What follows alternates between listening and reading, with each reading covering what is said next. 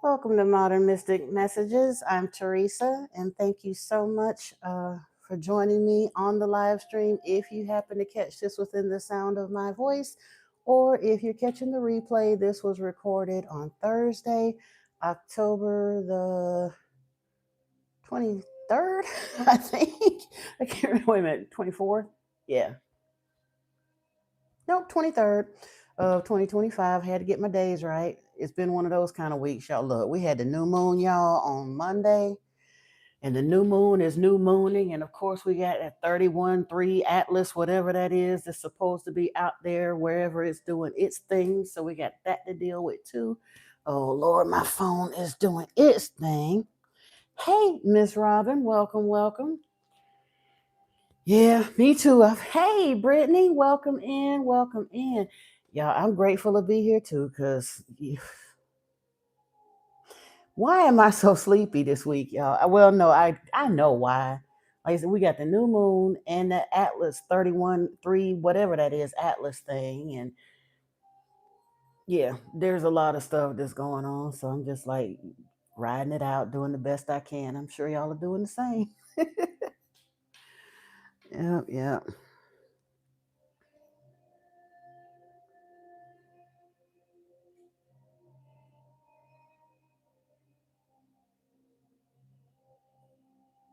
How y'all doing, Robin and Brittany, and the other folks that are in here as well? That yeah, welcome in everybody. Like I said, happy Thursday to you. And how's everybody doing? Hey, Major Arcana, how are you? Coffee is life. Honestly, though, I don't know. I've never been officially diagnosed with anything, but I do know that a lot of folks say that people that are like have ADHD, coffee does exactly the opposite thing to them. I could drink a half a pot of coffee and go to sleep. So I don't know. Ooh, happy solar return, Major Arcana. Yay. Happy birthday. And hey, Miss Yates, greetings to you as well. Right? You would say you were Florida, you were the first here, right? Well, yesterday was my regular day that I would have normally been in, but like I tell you, I couldn't yesterday. Absolutely, everybody. Let's give Major Arcana some birthday wishes for sure, for sure.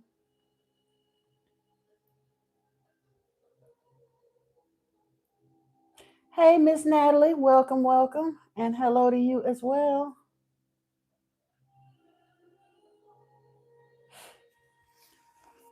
Yo, I keep thinking about it, and I'm pretty sure. I think my guides want me to go back through it because I keep looking for stuff and trying to flip through the pages gently and can't quite find what I'm looking for because it's not cross referenced. So when we do, and I keep saying it, but all the stuff that came up, I hadn't quite finished with the Book of Enoch. I should finish that between tonight and tomorrow. But I'm gonna go back through the Lost Book of Enki, and I will upload it to the channel. We can discuss some of it during the live streams as well, but I'm going to go back through it and take some more extensive notes, kind of for the same reason that I went back through the Emerald Tablets of Thoth right after we finished doing the book, because we got me personally, I got a whole lot more out of it the next time around when I went through, and that wasn't my second time only going through the Emerald Tablets. It was like my fourth or fifth. But reading it for you guys, I got a lot more out of it the second time than I did the first time. So yeah, I'll be going back through the Emerald Tablets of Thoth, and then I keep saying it, but we will definitely get into the 12th Planet series. Oh, thank you, Natalie. You say I'm glowing. Well, I've been pretty good now. Again, me and the fast have been struggling and struggling, but I have stayed away from sugar and I have stayed away from like the gluten and wheat and all of that stuff. The worst it got for me since I was last online was um red potato. I made a potato in the microwave and I had like a half a bowl of cabbage, but like I said, there was no added sugar, no gluten, no sauces or any of that stuff. They had a bunch of weird chemicals and stuff in it. Um, I did have some unsweetened tea. Well, tea that had a bit of, I want to say it was stevia, but it might have been sucralose. But I made like a thing of that. But yeah, I'm really peeling off the sugar. and ramping down into the fast. Because look, we on the end of 25. I refuse to leave out of 2025 without having done that fast. I'm locked and loaded. I gotta get it done. It genuinely is, in my opinion, I think it's very pivotal to my next stage of spiritual progress. There's a reason why my guides have kept it so in my face, even though I have struggled so hard with it. It's part of my initiation. So I gotta get it done. Make sure I didn't miss nobody. Nope, nope, nope. Yep.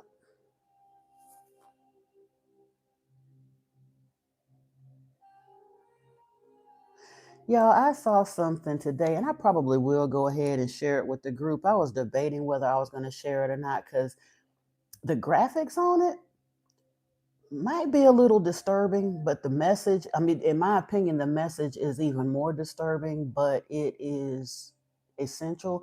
And it was talking about like the role of or the misuse of AI and the agenda, how folks have basically are in the process of enslaving themselves so much to entertainment. And that's not just with AI.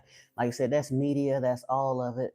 But instead of using those tools for what they're designed for, they are using it basically to keep themselves asleep. And it's a difficult thing to watch. And they were basically talking about what it's kind of sort of going to lead to, because here's the thing. The powers that be then already told us what they're going to do. They tell us all the time in plain sight.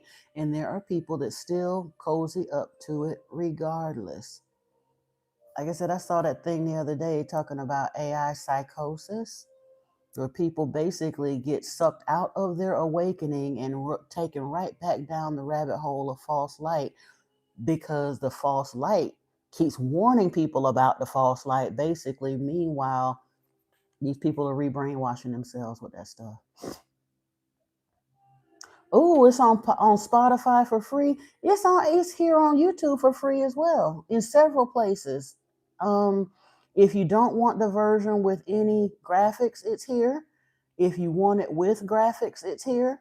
And of course, it's here on the channel too. So however you get it, that's cool.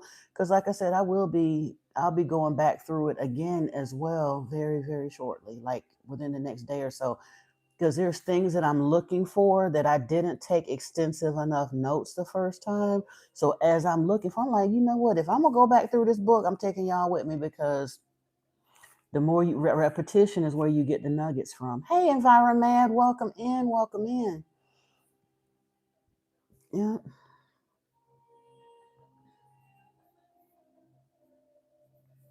But that's cool. I don't really use Spotify. Every now and then I get some folks that do stuff. Hey, Zaira, how are you? Welcome in, welcome in. Why sad face? No need for sad faces here. It's all love up in here, baby. And welcome to you.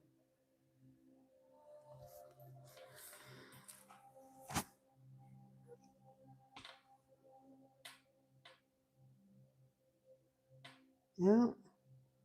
But yeah, like I said, those who prefer to use Spotify, Natalie Rose said that the Lost Book of Inky is on there as well. So really, ain't nobody got no excuse. There's at least 4 versions of it here on YouTube, and she said it's available on Spotify Premium.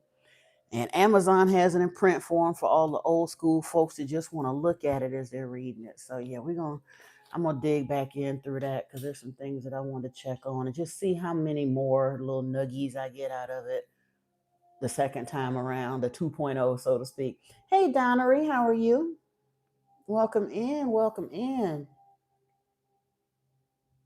Glad to see some new folks up in the live stream tonight. And you are in the right place. Please understand that there are no mistakes. So if you hear something that sounds a little odd to you, feel free to ask a question, or you can start out asking a question. We discuss spirituality here, and the Bible versus the Anunnaki text and that kind of stuff. I am an Anunnaki Oracle priestess, so feel free to ask if you have questions. But where are we going in the conversation tonight, y'all? I'm happy to be here, but I know y'all don't want to hear me rambling by itself. You say you've been feeling, urges that you need to communicate with Ninma, so you asked to see an Omega symbol within an hour. A commercial came on during the documentary company, a watch company called Omega. Okay, well, maybe you need to like. I mean, and for those who may are new here and may not be um, aware, Ninma is also known as Ninhursag, is also known as Isis, Ishtar. So yeah, she is one of our initial progenitors. She was the one who kind of figured out the issue of the test tubes, if you will, for the creation of the Adamu. Hi, Murat Libra. I have no idea, honey. If you feel like doing drugs, it don't matter what planet is affecting you. That's not your planet. There's no planets out here that's making anybody do drugs. That's a lack of discipline and a choice in your mind. The first thing you're going to have to do is go within, try to cleanse and meditate, and figure out what it is about you that has driven you to push addictive personality to that extent. Okay. And I'm not judging you, but I'm telling you, there's no planet that's making you feel like doing drugs. That's a choice. Okay. Because trust me, I'm Gen X. We was the ones that came up in the era of partying with hardcore drugs. And I had people offering them to me since I was in high school in the 10th grade. But it didn't make me have to do it. I've been around them and all of that. So, no. Hey, Oliver, how are you?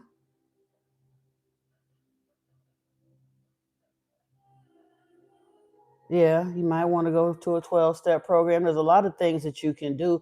The main thing that I would like to see you do, though, honey, Murat, is to claim your own power enough to know that you can overcome it. Okay, there's no fate or destiny or planetary alignment that's going to force you to become a slave to addiction. None of us.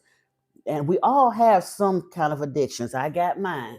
We all have something that we have to address as part of our healing journey and our awakening ascension, however you want to put it. But you may have a tendency to have certain personality things, but that's something that you can overcome. And I do certainly hope that you get the encouragement that you need. Stick around here. Honestly, I feel like meditation and staying close to your guides and expanding your spirituality, not religion necessarily, but real spirituality is a way to help you overcome those things, especially if you genuinely want to, because you can turn your focus somewhere else. If you really want to have a seriously intensive birth chart reading, though, you will have to see an astrologist for that. I'm a spiritual teacher and I am a tarot reader, but I am not an actual official astrologist. So I would not want to try to advise you on your various aspects in your chart. I would highly encourage you to see an astrologist for that. Oliver, you said Putin announced that he's pushing for the traditional family unit for the way forward of his country and the people. Yeah, honestly, people don't understand, but they've said that for the longest time. Every civilization that has ever been known on this planet, when the family unit fell apart, the empire was not long before it crumbled and fell as well. America want to be so innovative and all the rest of that we calling people furries and all the rest of that stuff. But by ripping apart the family unit and encouraging people to rampant promiscuity and ultra independence and all of that other stuff, it's tearing itself apart. Look at the news. We're living in a dumpster fire.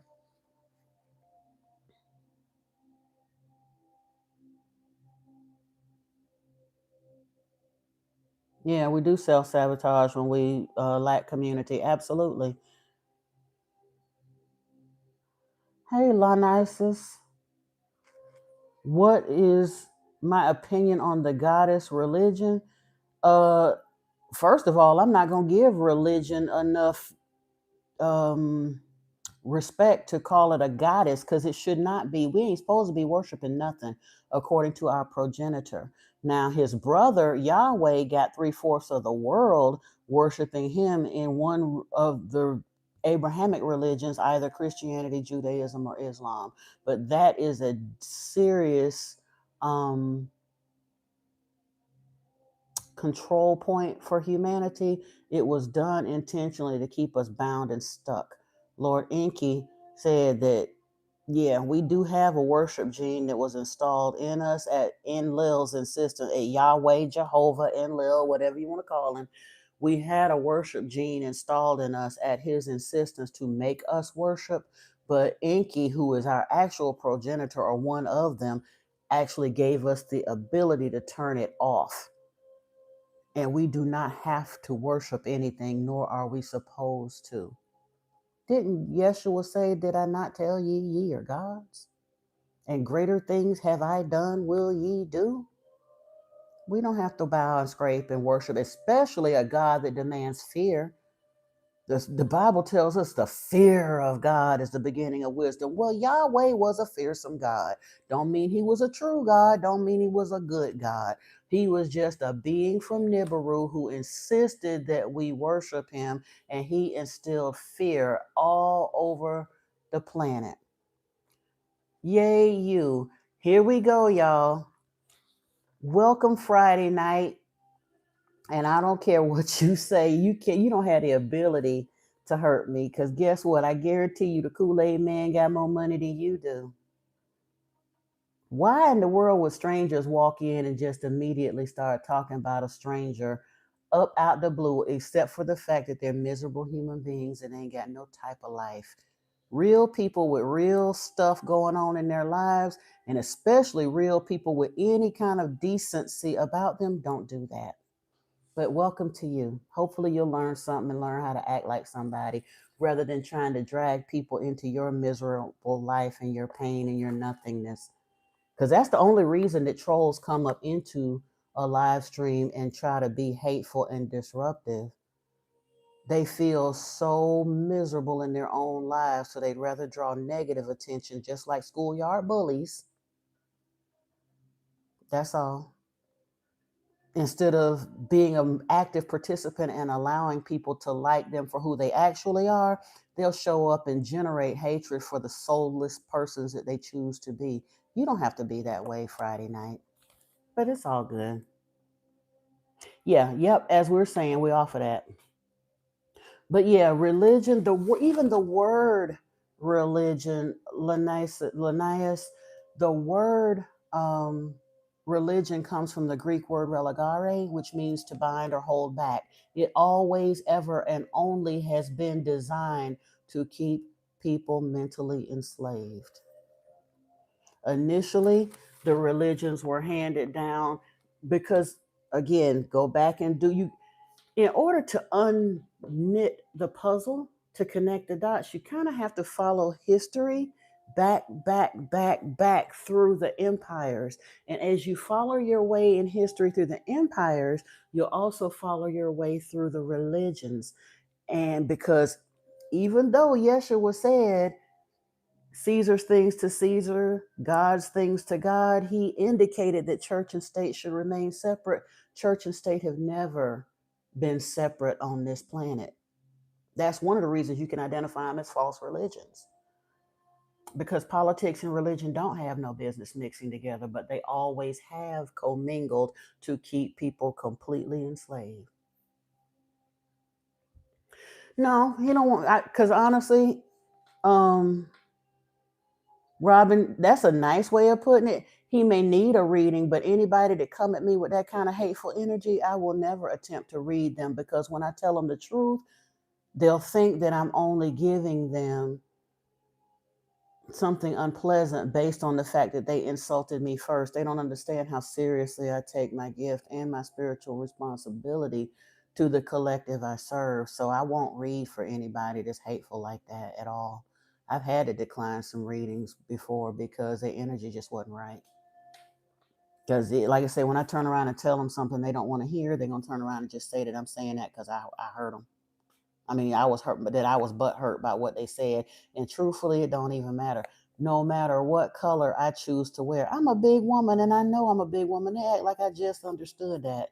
I've been knowing that my whole life. And yeah. Anywho, but yeah, back to the whole religion thing. What in the world are they talking about? Some AI something that popped up here about a new sticker or something to add in the live stream. I ain't trying to do that. Let me see.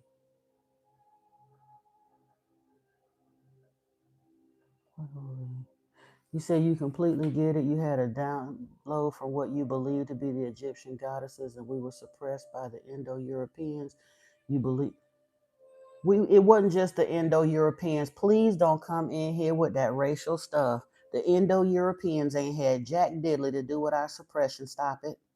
Don't allow yourself to do that. You do realize that any racism at all on this planet is a distraction. That's all it is, a distraction of small-minded, simple-minded people. Racism really didn't get to be a thing until Indo-Europeans, namely Americans, tried to justify enslaving people. But here's the thing that we need to understand. Every single culture and race, so-called, of people on this planet has enslaved other races and cultures of people at some point in time. Before black folks want to get all haughty and oppressed about how terrible it was because we've been enslaved, please understand that the Barbary pirates enslaved 3 times more slaves from the Europeans than the Europeans ever enslaved black folks. Know your history and stop allowing yourselves to be victims. True spirituality, we all come from the same place. And that's the thing that I talk about. Enki, Ninmah, Thoth, and Enlil came off of a spaceship 450,000 years ago from Nibiru. They set foot down here on Earth with about 50 of their military forces from Nibiru, and they set out to go mine gold on this planet. And they did do it by themselves for about 150,000 years. And after a while, they wasn't getting the gold off of here fast enough. They needed it to save their home world because of some atmospheric stuff they had going on. But because it was taking too long for them to get the job done, the mining crews started mutinying and saying, you got to fashion us some workers because we are not set out for digging this gold out in this African heat. We need some help. And Enki, being a geneticist and a scientist and all of those things that he said, well, while I was out there in the Apsu, I did see a hominid out there that I think we could probably modify and come up with an intelligent enough being that could serve as a helper for us. And him and Ninmah and Thoth put their heads together and they came up with Adam and Eve. You got to know your history.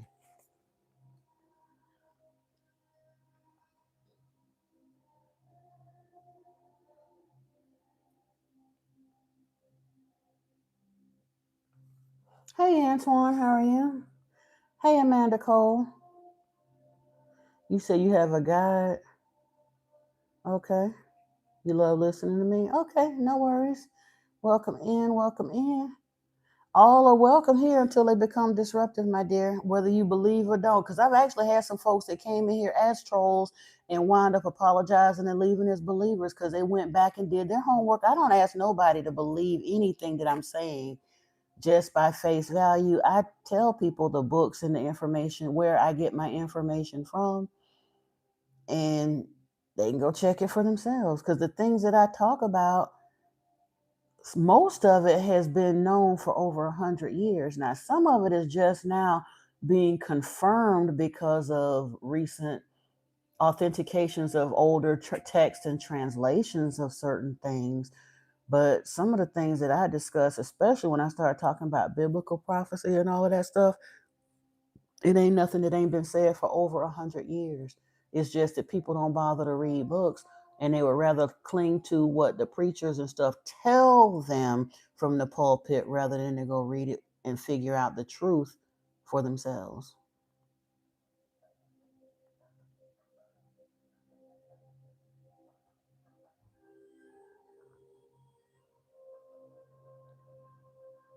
So mining for gold was planted here. Yeah, because here's the thing, Robin. And again, I'm going to start for anybody who missed it before, I'm going to go back through and do another reading of the Lost Book of Enki because I just want to. There's a few things that I keep looking for in there, and it's not cross reference. So rather than me hunting and pecking through it by myself, I'm going to read through it again. Gold is only precious because we decided it's precious. But I will say one thing: in my opinion, it is precious only because it's not indigenous to Earth. It is said that the gold we have on this planet, every single bit of it, is literally shrapnel that was embedded on the face of Ki or Ea, which is what Earth was called before they called it Earth. But it came from the explosion of Tiamat. That's how the Naburians knew it was here. You've been listening to the playlist? Awesome. Cool, cool, cool. Yeah. So they knew that gold was here. They had known for a long time. Atlanteans, as they call themselves, or Naburians, if you choose to call them that, they lived for hundreds and hundreds and hundreds of thousands of years. They reigned for thousands and thousands. Like I said, even on Earth, they tell you, oh, in the 93rd Shar, blah, blah, blah, blah, blah, somebody did this and that. A Shar is 3,600 years. So gold was here because of Tiamat's explosion. Oh, you're welcome. And then when their atmosphere, they started having basically what we would call global warming. They discovered holes forming in their atmosphere. And for several Shars on Nibiru, they were trying to solve the problem, all their scientists and wise people and this and that. And then finally, the scientists figured gold could be pulverized fine enough that they could turn it into a powder and launch it into their atmosphere to basically patch the holes in their atmosphere to save their planet because they were starting to have real problems with global warming, earthquakes and volcanic eruptions and all that kind of stuff. It was getting to be a real problem on Nibiru. And so much so, hey Cece, welcome back. So much so that part of the reason why Alalu was challenged for the throne was because he was not coming up with a solution and things was getting real dicey on Nibiru. They were worried about their entire civilization collapsing because the weather was getting so bad and the planetary natural disasters, and they were having famines and drought and all that kind of stuff. And Alalu was not handling it quick enough. Hey, Paul Snowcloud, welcome in, brother. Yeah, Alalu wasn't resolving the issue quickly enough. Hey, Miss Valerie, welcome in. So Anu challenged Alalu for the throne and won the fight. They literally had a fight. They didn't fight all the way to the death, but obviously, but they had a fight. And rather than unalive him at the end of the fight, Anu decided to exile Alalu. Yep. Oh yeah, yeah, yeah. You can receive the puzzle pieces and then connect the dots. Yeah, that's what you're supposed to do. And honestly, that's why it took me so long to figure out, get my voice together to start talking about this stuff on, because every time I thought I had it together, I would be shown something else and be shown something else. And it really wasn't until last year that it was like, okay, you got enough of the pieces to speak now. Um, but yeah, Alalu, when he was exiled on Nibiru, rather than serve his exile on Nibiru, he figured if I become a hero by making it to Earth, like what else do I either I'm gonna die alone on Nibiru, or I might die trying to get to Earth. But if I make it to Earth and discover this gold, I'll be a hero and I can call the shots. And that's what he did. He shouldn't have used the weapons of terror. That was something that Enki was very much against. But they had known about Earth being on the other side of the hammered bracelet for a long time. That's what they called the asteroid belt that they said was around Earth, because And the asteroid belt was around Earth because of the explosion of Tiamat. It literally created a field of debris that prevented them from trying. Several of their astronauts, if you will, had tried to get to Earth in the past, but none of the ships ever returned. They crashed because they hit the asteroid belt. So Alalu decided he was going to get there, and he made it by blasting his way through the asteroid belt with the weapons of terror, which were nuclear weapons that were on the spaceships for the purpose of fighting enemy ships in the case of an encounter, because there are galactic wars that were going on and had been going on for a long time out there in other quadrants or sectors of the cosmos. So he gets to Earth. He blasts his way through the asteroid belt, lands on Earth, tests the water, and sees that there is some water there. He sends communications back to Nibiru saying that finally he tell him, this is Alalu, da da da da da, and he sent the little stuff and communication to prove that there was gold there. And he said, I got here and I discovered this. I want control of Earth. And Anu agreed to give it to him. But then Anu turned around and sent his sons, Enki and Enlil, to Earth. And instead of keeping his word, he gave command of Earth to Enlil. And truthfully, that was doing Enki dirty too. And they did several things that did Enki dirty, but instead of him arguing about it, he just went ahead and went with the program. But yeah, that's how they all wind up here. You said like the trees here are now really shrubs compared to the trees on the West Coast but Rob, well, yeah, I mean, if you look at sequoias and stuff, they are massive compared to our current trees. However, it was giants all over this country. It wasn't just on the West Coast. All over this planet, there were giants at one point.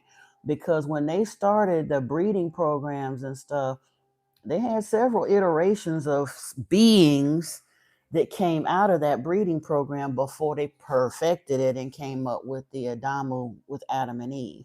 And then not only that, even after Adam and Eve were made and humanity started proliferating on the planet, then the Watchers, the so-called sons of God, the El Shaddai, they had been sent up to Mars to work. They had turned Mars into a way station, so as basically a staging area for the shipments of gold that were coming off Earth.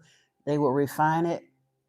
I guess they sent it to Mars for refining. I'm not sure if they refined it here or they refined it on Mars, but either way, they basically, instead of having the ships land from Nibiru land on Earth, they turned Mars into a way station, and they had 200 men from Nibiru working there on Mars. Well, when Marduk married Sarpanet, who was a human, a full-fledged human, Marduk decided to marry Sarpanet, and everybody had the wedding feast and all the rest of that. Well, the Watchers who were working on Mars saw that, and they was just frustrated. They had been up there on Mars, no cities, no civilization, no women.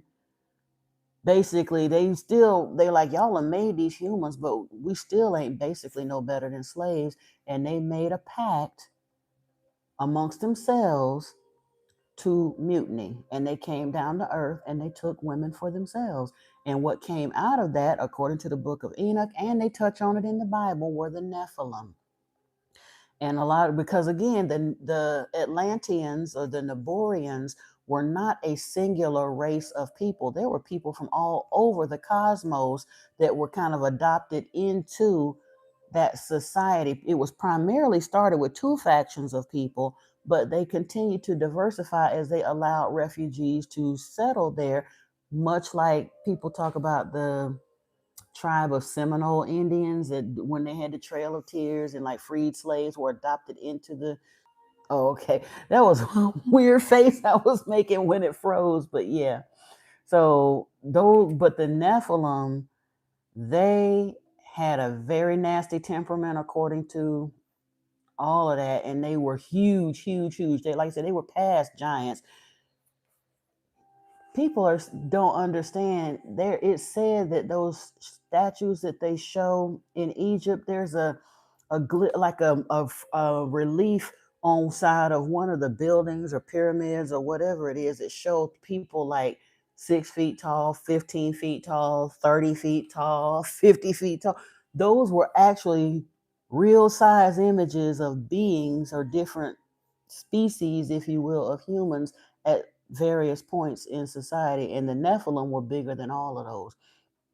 But it said that they were so violent and so nasty that they ate all the wildlife, overfished the waters, ate the vegetation, and eventually even they ate humans and would cannibalize each other.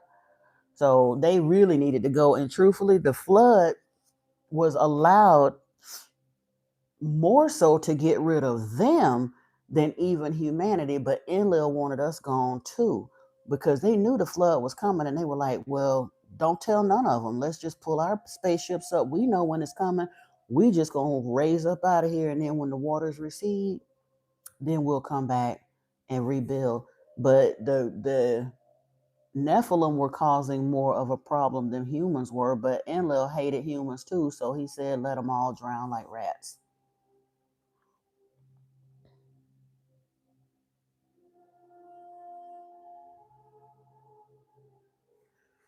You say you think it's very possible all these deities we have and all these cultures are Nephilim hybrids?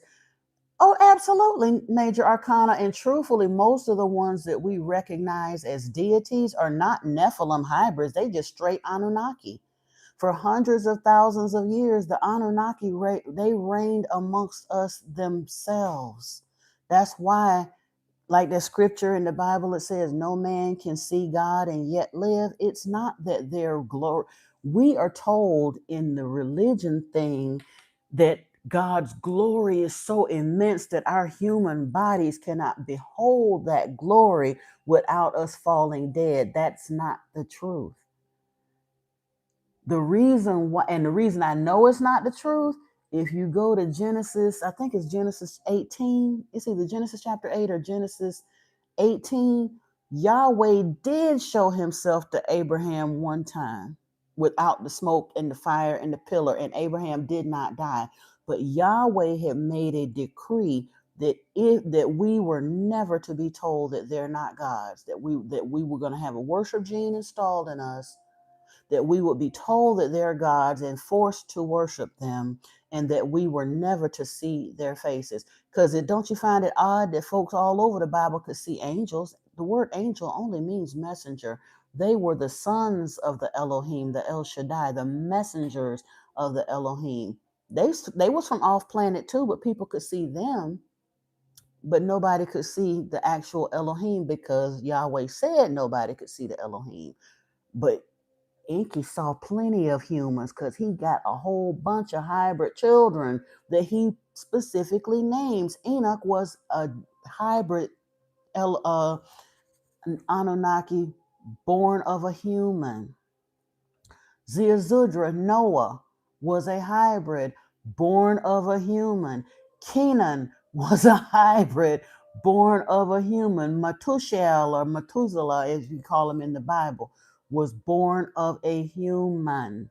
So it wasn't like they couldn't allow us to see them. They chose not to let us see them to keep control over us. But Enki, who couldn't keep his thing in his pants, saw plenty of humans and they didn't die.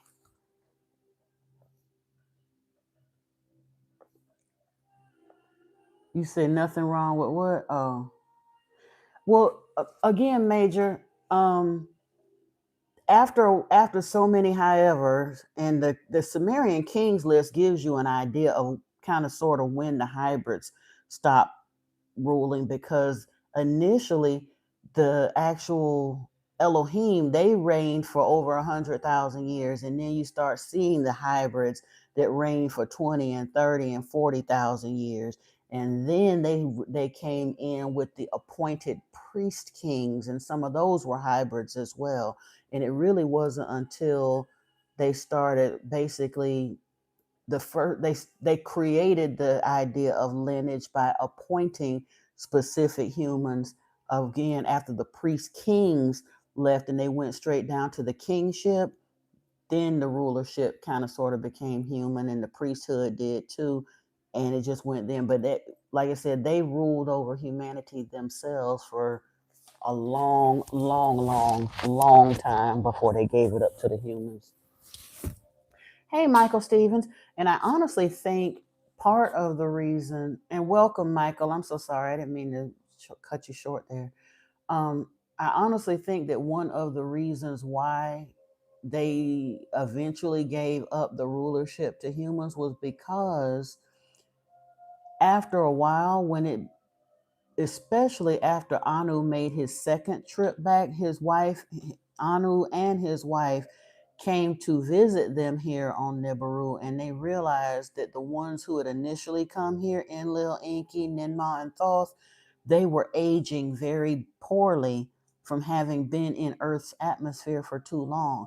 So the ones who were able to go back started going back. And some of them left and came back or what have you. But a lot of the folks that after a while, they had made such a mess on this planet between the Anunnaki wars and the things that they had done and all of the fighting over land and the fighting over the people and all of that mess they kept going. Eventually, a lot of them returned back to Nibiru. Once they had gotten all the gold, that's what they were supposed to do anyway. The ones that stuck around here was because they stayed so long they couldn't go back. Michael Stevens, it's exactly like the current situation. The situation that they described during, and here's the thing, even Enki said the situation that the planet was in right before the flood was exactly like the same kind of hot mess scenario they had going on Nibiru. They want to blame us for our sinful state and our sinful condition as to the reason why this planet is jacked up the way it is. No, it ain't. It's because Enlil's influence is still rampant here. People act the way they do because the God they worship acts that way. That's why the earth is in the shape it is, and it will never heal itself as long as they continue to follow Yahweh's ways. Go back and read the Bible for what it actually says instead of what the preachers try to spin it to say. Go read Leviticus. Even when you read the laying down of the Mosaic law, when they sit there and tell you that you're not supposed to lay curses on your fellow man, the fellow Israelites, it was wrong for them to curse each other. They could not enslave each other, but it was just fine for you to throw curses and scourges on your enemies and this and that. And Yahweh was always talking about throwing down curses and scourges on people on the Israelites' behalf.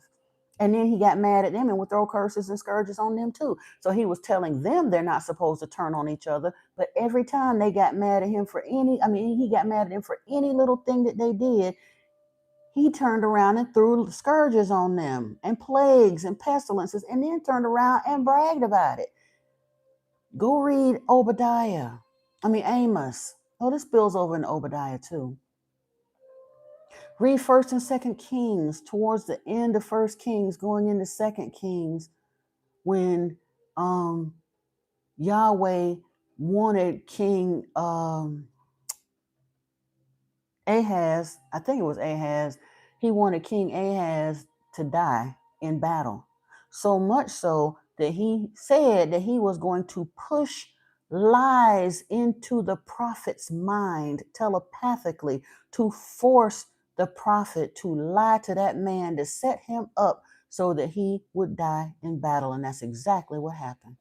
He did the nation of Israel so dirty that a couple of times in the Bible they stopped worshiping Yahweh and went back to worshiping Asherah. But of course, them diehard scribes of Yahweh, Isaiah and Jeremiah primarily, turned around and said how wrong the nation of Israel was to turn aside from worshiping Yahweh. They wasn't wrong for that. I said it early on, like a year ago. In my humble opinion, Moses and Abraham and Joshua and Caleb chose very, very poorly. They have dragged humanity into 2,500 years of mental slavery and servitude to an absolutely demonic God on this planet because they allowed themselves to be hoodwinked and bamboozled by that liar. And because everybody think that they got to do what the ancestors said, they just followed them headlong but strong like a bunch of sheeple off into continuing to worship a vicious God. What does the moon tarot card mean, Michael Stevens? It can refer to has a couple different meanings.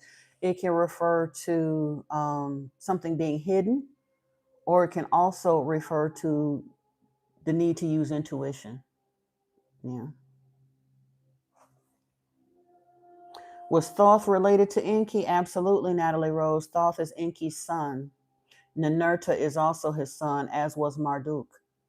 But Thoth was, like you say, took after daddy, whereas Marduk was more his uncle's child. Marduk aligned more with Enlil, but Thoth Ningishzida was Enki's son, and they both had an intense love for science and geography and all of that stuff. When he traveled the planet and laid down our taught us about the constellations, set the stage for our astrology and astronomy, for our meteorology. He did a lot of the like the hybridization of the grains and things, the domestication, basically taught farming and agriculture to humans. In fact, Thoth was the one, according to the Lost Book of Enki, I said earlier that Ninmah solved the issue of the petri dishes to get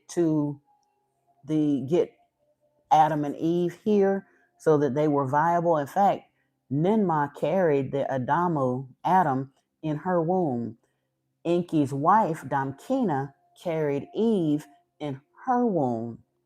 But once they were born, they were still sterile. And it was Thoth who had continued to study their genetics that realized what the problem was. And he didn't even tell them till after he fixed it. But it describes in the Lost Book of Enki where he brought Ninmah and Enki and Adam and Eve into the laboratory, and he put all four of them to sleep. And then he took the essence, it says, or the DNA out of Enki's side and inserted it into Adam's side. And the same thing happened with Ninmah and Eve. That's why we get that story in the Bible about how he took a rib from the man and all of that stuff. They didn't take no rib to create the Eve. That's an adaptation of what actually happened with how Adam and Eve were made fertile. And that story about blowing into the dust of the earth, that's not true either, according to the Lost Book, which is hundreds of thousands of years older than the biblical text.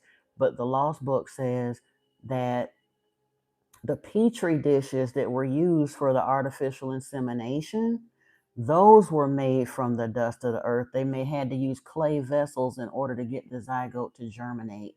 Before, they had been using test tubes that they brought from Nibiru and petri dishes they brought from Nibiru, and they were not able to get fertilization to happen until they decided to use a clay vessel. Hey, John, how are you? Whatever. Said church never sat well with you. It's a good reason for that. They're tied to the dragon and the tall grays, the Pope or the Drogons. Yeah, I wouldn't doubt that either, Paul. I heard years ago that the Greys were us from the future. They basically, in one of the other iterations or timelines on this planet, that they actually did kind of destroy the planet so much so that they couldn't return back to it, and now they kind of. My name is Teresa, John. It's not Big Red, but thank you. You said, how do I know how Osiris is connected? Was he human or hybrid? The Osiris story, to some degree, I believe, is where we kind of sort of get aspects. Well, the Horus story is where we get aspects of the Yeshua story from. Because Isis and Osiris, that whole thing, John, if you continue to disrespect, you'll be removed or silenced. We're not going to do the distraction stuff, and that's about all the intention I'm going to give you. Either listen and learn or go on about your business, all right? Okay. Appreciate you, though. Because my size ain't got nothing to do with me teaching vital truth and information that you need to know, okay? I know I'm big. You think I don't? I ain't stupid. I don't need you to remind me of that. Yeah, Amanda, I believe that the Greys are us, but like I said, because they're on a different timeline, some of them they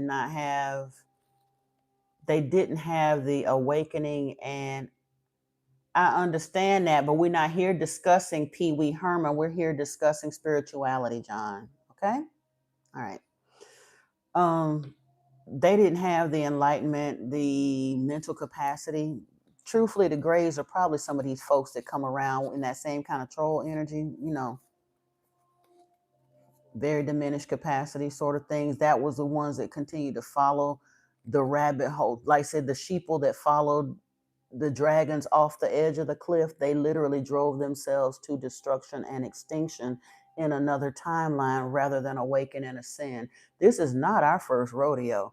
They told you that in the Matrix. This is like the third or fourth reset that this planet has had. Okay. Well, guess what? And that's all well and good. No matter what color I choose to wear on this screen, somebody gonna have something to say, because there's a whole lot of rude, narrow-minded, simple-minded, bullied, childlike people that don't have good sense, that think it's cool to just walk up and start talking about somebody because of their size. Unless you're perfect, you should probably keep your comments to yourself. What your hairline look like, John? What does your belly look like, John? What about your mama or your wife or your sister? Any of them. That part.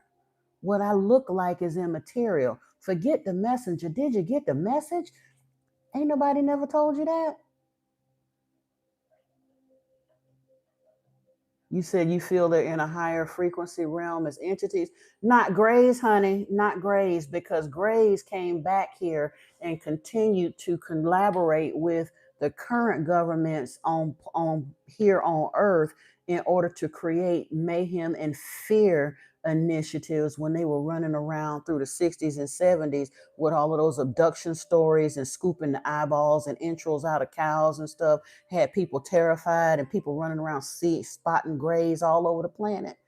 That's not indicative of a higher intelligence or a higher frequency realm. That's literally indicative of somebody that's damn near caught on the dark side of the astral. They're not of higher intelligence. The Nomo, yeah, we can talk about those.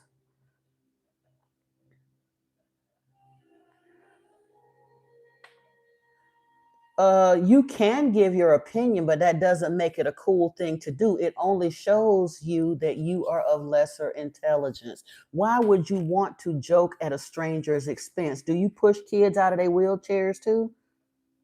Do you turn around and make fun of autistic people or something? Because honestly, that's the kind of mentality that does that. Because I'm on a TV or a platform, you can give your opinion because it's a free public space. How would you like to be teaching something important and have some jackass like you just come in and be rude and disruptive just for the hell of it?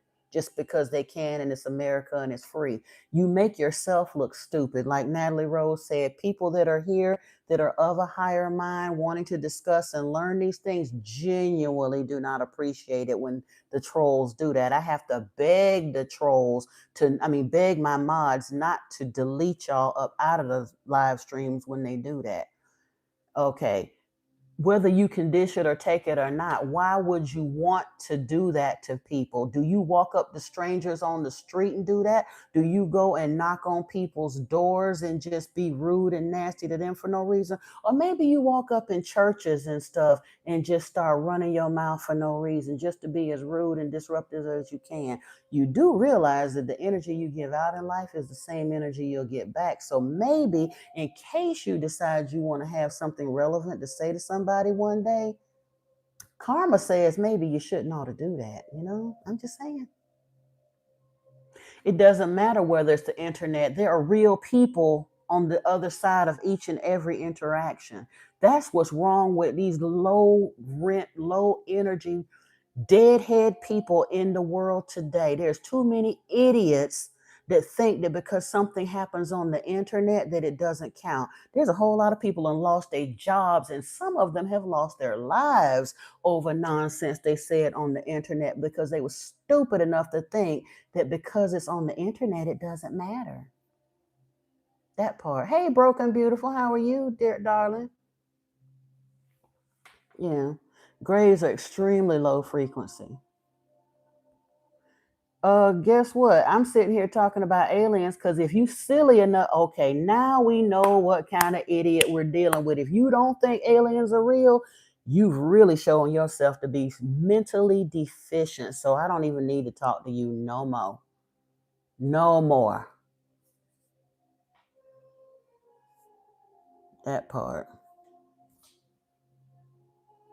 Every conspiracy, quote unquote, conspiracy theory that lofty, arrogant, empty headed people turn around and laugh at, they don't even understand that 99% of conspiracy theories ain't theory. They only call that because the government wants to fool the dumbass sheeple like you into believing that it's not real while they continue doing stuff right in your face. And you're too stupid to understand that. So enjoy your ignorance, John. We good. We real good. Y'all, let's get on back to what we talking about because I ain't got time for foolishness like that. Hey, Aylet, I'm so sorry. I didn't even see you come in, my dear. I'm so sorry.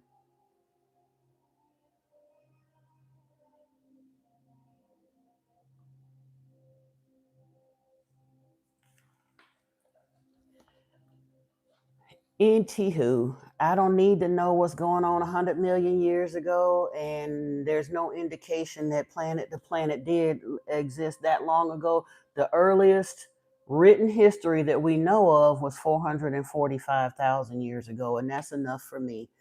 I don't care what happened 100 million years ago. We was probably Cro-Magnon, Australopithecus. We hadn't even made it to Homo anything yet. They most likely, the Anunnaki, from what they described, they most likely uh, modified Homo erectus. But that still shorted our evolutionary timeline by 2 to 3 million years. That's what people don't understand. We don't have, they've never found a missing link in our society because the Anunnaki removed our missing link. They literally just catapulted us into modern man. And then, even after that, 130,000 years or so after Adam and Eve were fashioned on the planet, Enki noticed that our bloodline or the intelligence was beginning to devolve. And he went out and mated with Dawn and Dusk, and Adapa and Titi were born, and they were said to be the first civilized man. And that happened according to the anthropological records and the ancient texts. That happened somewhere between 11 and 15,000 years ago. Okay, you don't have to be convinced of material world aliens when you see them. Here's the thing, environment, when go back and read the Bible. If you know, I used to get in trouble with the church folk. Okay, Amanda, have a good evening. Thank you for joining us for the time that you were able to stick around. But here's the thing, I used to ask questions as a child all the time, even though I was brought up in a very strict religious household.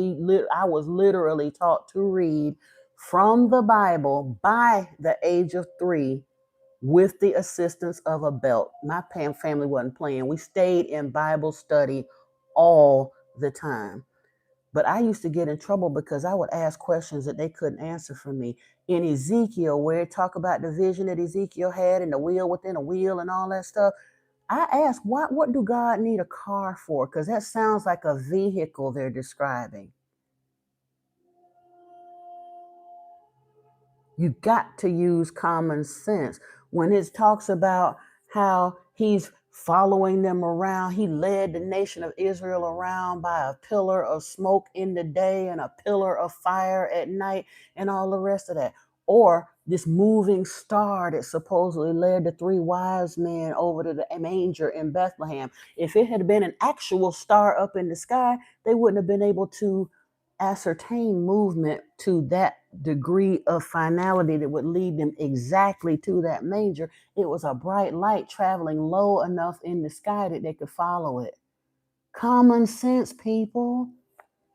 So you don't have to believe in aliens if you don't want to, but it's a whole lot of societies that did. Go read the Hindu text. In the Vedic text, it tells you about the travelings and the goings on of the so-called gods and how they was traveling around in their vimanas, which were basically land craft that hovered around. They flew around on the planet here too. They describe it in the Lost Book of Enki. When you go to the Mayan lands and stuff, in the artwork, they show you deities that are sitting in the spaceship with the helmet on and the control thing and the pedals and all the rest of that. We have so much ancient artwork that shows alien life form. So you don't have to believe it, but okay, that's on you. That many people all around the world ain't just making it up.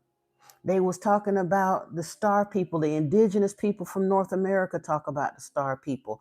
The Dogon people of Mali talk about the Nomo. Somebody had asked a question about the Nomo. The Nomo are the fish people from Sirius B. The Dogon people of Mali, even to this day, they haven't fully blended with modern society. They live in mud huts to this day, and they knew the coordinates of Sirius B for over 500 years. It wasn't until about 30 years or so ago when they built the Hubble was the first time that they were able to confirm the coordinates of Sirius B. But the Dogon people of Mali have known about Sirius B for over 500 years. So how did they know that? When they told you that people landed from the sky that came down and they describe a fish people, why do you think we have so many mermaid stories all around the planet? Because they described aquatic races of people that came from the sky. The word Anunnaki means those who to earth from heaven came. All societies everywhere around this planet tell us about various people, beings who came from the sky. Every single culture on this planet has a story of sky people. So you can sit there and say you're not convinced of other blah, blah, blah. That's on you.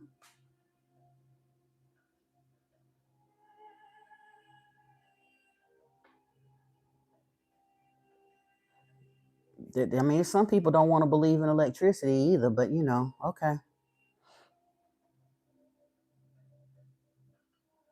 It's probably more than 38 species I'm sure there's more than 38 species, Paul Snowcloud, because if you think about it, that's how many we know about, most likely, that they decided they ain't going to, like I said, they've been lying and telling us that they don't exist. Here's something else. If that person is still listening, if John is still here, I want you to consider this. Go back and look at the history of the United Nations in this country. The United Nations, as we first know it, was established in 1910. It wasn't called the United Nations, it was called the League of Nations. And the main purpose of the formation of the League of Nations, when it was formed, was to create a unified front on Earth in the event of alien attack. So you could sit there and go, oh, I'm not convinced. Well, the governments of this world was convinced enough to create a whole global organization around it. Years ago, my daughter's girlfriend at the time, they're no longer together, but she worked for an ambulance company that did transport. In the back of and they had part of their training in their manual was protocols for what to do in the event of alien attack. And if you still don't believe in the existence of alien species after that, why do you think they spend billions and billions and billions of dollars on Area 51? And if you try to go out to Area 51 to this day, you'll be turned around at the gate. And if you still get caught out there on Area 51, you'll be shot on sight. They ain't playing.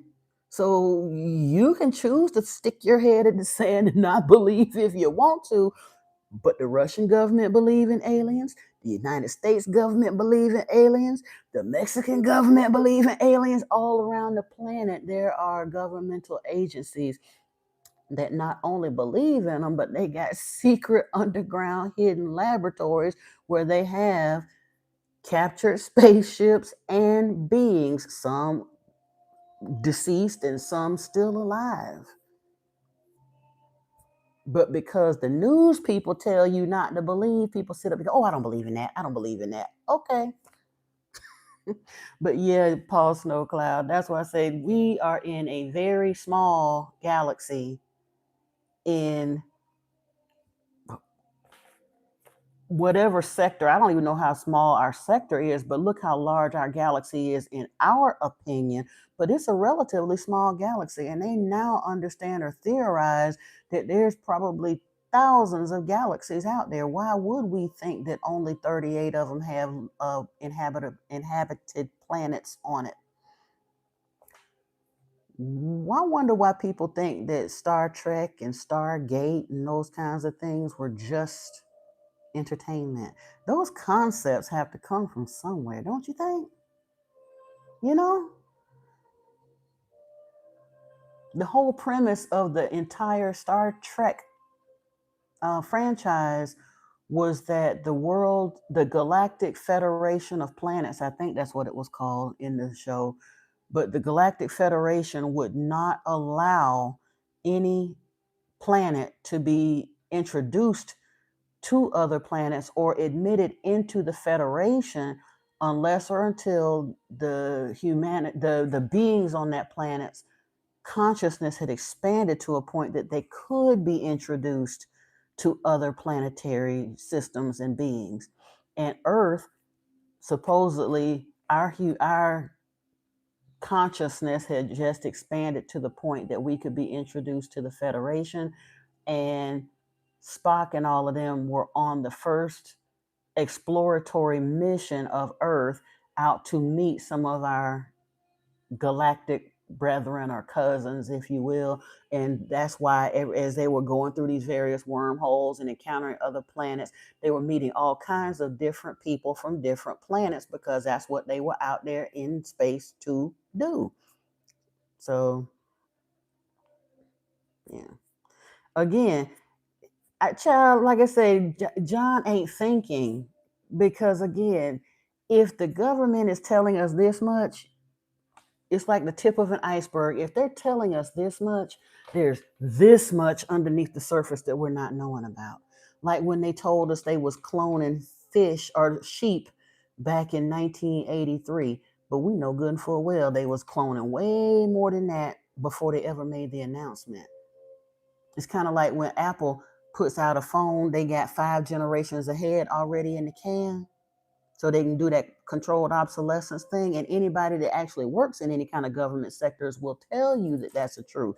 So if they're starting to have these conversations in Congress, they done decommissioned a whole, I mean, not decommissioned, they declassified thousands and thousands of documents from over the past 20 or 30 years that talk about military personnel admitting that they had seen certain things and experienced certain things and had odd occurrences happen on their radar and on their ships at night and all of that. And they done finally decided to stop telling the lie that it was a weather balloon. I'm like, how many damn kinds of weather balloons do y'all got out there? We're hearing hundreds of sightings of these strange weather balloons behaving oddly back in the 70s and 80s. But it ain't no excuse for nobody still believing that BS 50 years later. Again, how many different kinds of stray weather balloons do they really think that we got when they've had appearances happen in broad daylight with tens of thousands of people witnessing it? And then people still want to say, oh, no, no, no, I don't really believe that happened. Okay. You ain't gotta believe, but yeah. Hey Betty Lucky, how are you? You say you wish the TikTok debate channels did topics like this. Oh, I don't know about the debate channels, but I'm getting myself situated. I had said I was going to start working on TikTok, and I was trying to get in there and see how the live streams operate. I don't know how many subscribers I got to have before I can start doing lives and stuff, but I am in the process of segueing over into TikTok as well because folks need to have, like I said, more than just the YouTube crowd need this information. I've got to get myself or get active again on my Instagram channel and on TikTok. Now, I think three is about as many as I can handle. I don't really think I'm going to find my way over into some of those other platforms, but yeah. Hey, Quindarius, welcome in, welcome in. You say you didn't get to watch it yet? Maybe tomorrow. Oh, I didn't see what y'all were talking about. Which ones worship fish gods, Natalie? I don't think that they necessarily worship them. The Dogon said that the Nomos stayed with them and taught them for a time and all the rest of that. So I'm not sure if they might have worshiped them though, because we see all kinds of depictions of stuff over humans. Once they put that worship gene in us, we have a tendency to deify anything that we don't understand. We either deify it and or kill it. That's just human nature because we were given a worship gene. We were made to worship them. And think about it. If somebody, well, now we don't believe stuff even when it's in our face. We done got so haughty in our ignorant arrogance that we don't believe nothing and swear we know everything. But 100,000 years ago, if all of a sudden somebody looked up in the sky and saw some round or triangular or whatever it was, shiny disc descending from the sky with lights and stuff all around it, and saw people walking out with helmets on their head and shiny suits and whatever kind of little weapons or modulators or exploratory devices or whatever they had in their hands, don't you think that they would probably think that they were gods? They came from the sky. And after all, we have a worship gene in us that gives us a propensity to worship stuff. And if they got stuff that could literally freeze you in your tracks or cause food to show up over here or could saw down a tree or like Thoth made the pyramids, anybody that can move that much rock with their mind is bound to be worshiped like a god, right or wrong. So yeah, they probably, if as far as the fish gods, that probably would have been the doggone people, because the Nomo were fish beings. Hey, Walker Slim. My family don't believe me, Walker Slim, because they have been brainwashed and bamboozled by that demonic entity Enlil. They Jehovah's Witnesses. That show you how silly they are. Even amongst the other religions, they picked one of the goofiest ones of all to believe in. So the fact that my family don't believe me don't insult me at all. I had enough sense to get away from that. How about that, Walker Slim?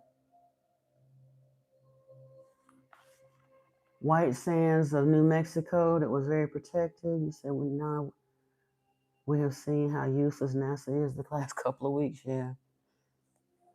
He don't know my mom and dad. First of all, my mom and dad been dead since my daddy been gone since 1991. My mama been gone since 2010, and they've both given me plenty of indication through my dream state and everything else that I'm doing just fine. I'm doing what I'm supposed to be doing. So my mother was a bit of a seer, even though she ran from it because her religion demanded she not open to her spiritual side. But they already knew. And I'm grown. What do I care what somebody think about me? I'm doing what Yeshua told me to do. So coming on here talking about my dead parents just made him look dumb. That's all, because he should have had enough sense to look at me and see that the likelihood that my parents are still living is slim to none. I'm damn near 60 years old.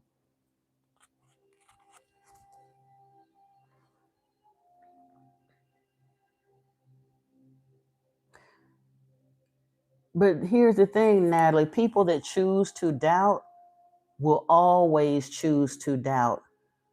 Look at what Yeshua was doing. He spent 18 years in spiritual study all around the part of the then known world and came back with a message for the Jews. They had the master himself directly telling them what they needed to know. And not only did they not listen to him, they got so mad about what he was saying that they demanded that he be delivered up to the Romans and unalive. They took that man's life because he dared to tell them the truth. And then the Romans did they dirty work for them and turned around 300 years later and knit him in the middle of their lie as a vehicle to continue pushing that devil worship out to the rest of the world and using him to do it. High blasphemy, but they did it. Ooh, James the Truth, you got to talking so much yap. I ain't even get to see what you had to say. It must have been bad too. You got a 30-minute timeout.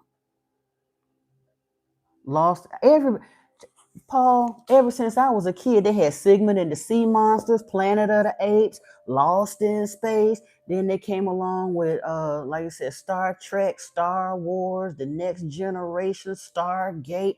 They've been hiding the truth in plain sight ever.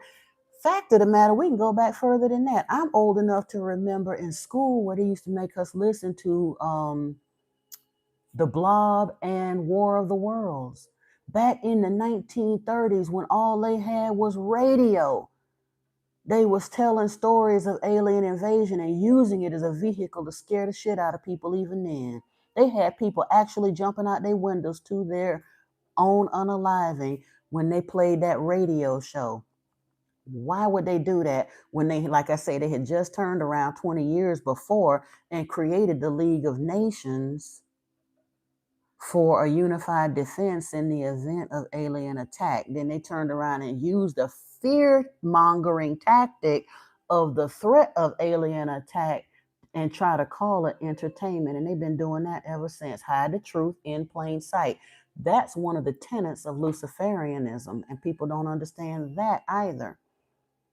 They feel like there is no karma involved for them as long as they tell you the truth. If you ain't got sense enough to decode the puzzle, then that's your fault. Long as they told you, they put it right there in plain sight, knowing that the sheeple, most folks gonna go for the lazy brainwashing instead of solving the puzzle. If you work the puzzle, you'll understand. Major Arcana, you said, are the Anunnaki reptilians? Some of them. The word Anunnaki is a blanket term. It simply means those who to earth from heaven came. So Anunnaki just means space people, sky people. That's why the indigenous folks or various indigenous cultures, there are pockets of folks all around the planet that no matter what they call them, they refer to the sky people. So one area will tell you that their history, it was the Pleiadians and the Seven Sisters that came to visit them, and somebody else will tell you it was the Nomo that came with them, and somebody else will tell you it was the Naga that came with them, and somebody else will tell you it was the Arcturians that came to them, and somebody else will tell you it was the Lyrans, because here's the thing.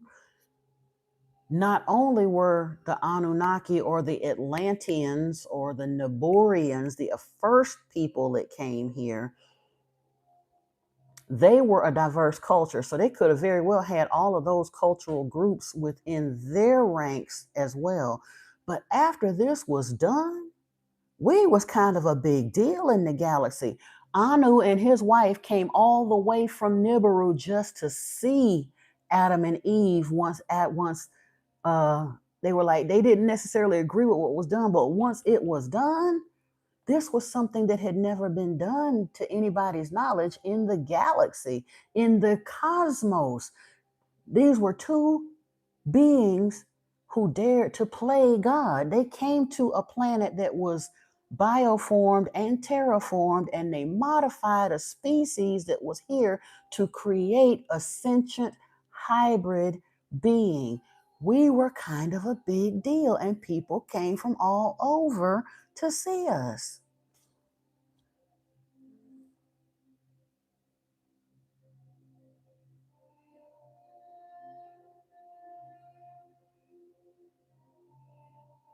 The idea, Natalie Rose, the idea of the reptilians, again, that's some folks that got a little bit of information and want to run with it. There probably are some reptilian factions that are doing whatever they're doing and working with, but that's still such a blanket term.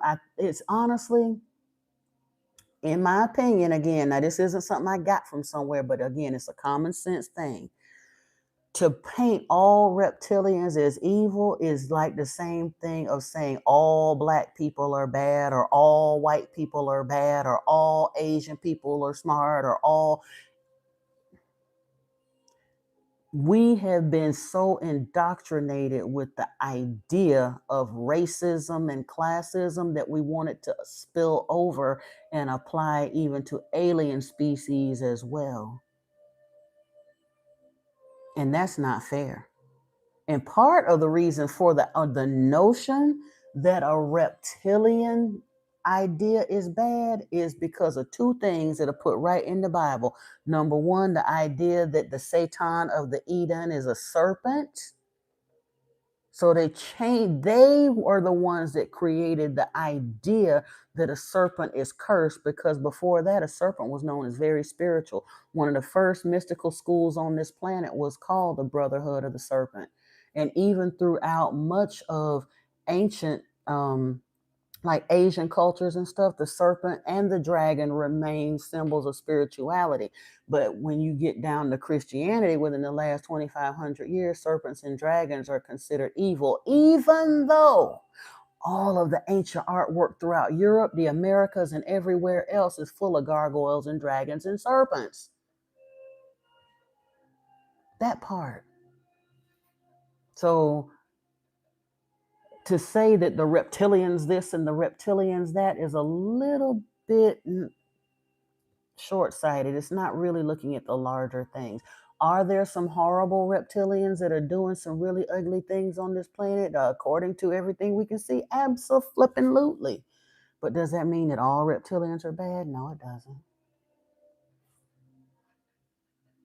Hi, Shamanic Healer. I hope you're going to behave today. Welcome in.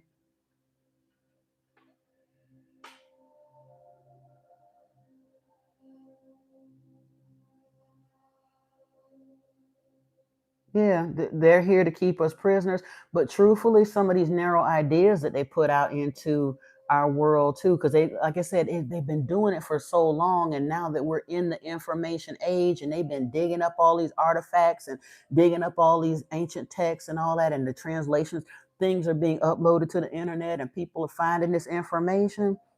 And they can't completely ignore it anymore. So they put a spin on the story, and narrow-minded people will still bite and buy into the narrow-minded concepts and keep themselves stuck. They want us to be afraid of quote unquote first contact. But I really want people to think about this. If again, just going by what they done dug up out the ground and translated for us to read, whether you choose to believe all of it or not, if we took it at face value, Earth's history, Earth's populated with sentient life form history as we know it, is at least 450,000 years old. The nearest planet with sentient life on it that we know of, according to the texts, would be Nibiru, who is at least another 500,000 years older than us. And obviously, if Nibiru is a planet out there with life on it, there has to be many others. Do you know how advanced a civilization can get to be in 1,000,000 years if their minds haven't been fettered, if they're not deliberately being taken through a recycling loop the way Enlil has set us up here with, according to their own text, the ways that we've been hampered? If a civilization is 1,000,000 years older than us and did not have those kinds of governors or bindings put on their consciousness expansion, if they've expanded to the point to have the technology and the knowledge of how to travel through time and reach our planet, do you not understand that they're advanced enough that if they wanted us gone, we would already be gone? There's no need to fear an invasion.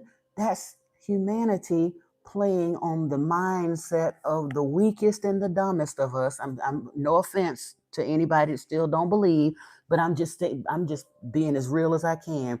They're preying on the weakest and the most intelligent and the least conscious of us to feed that mass consciousness, that kind of weakness to keep us enslaved with fear. Why will we fear our progenitors coming back? Oh, my bad. They even gave us the movie Prometheus to even make us fear our own progenitors.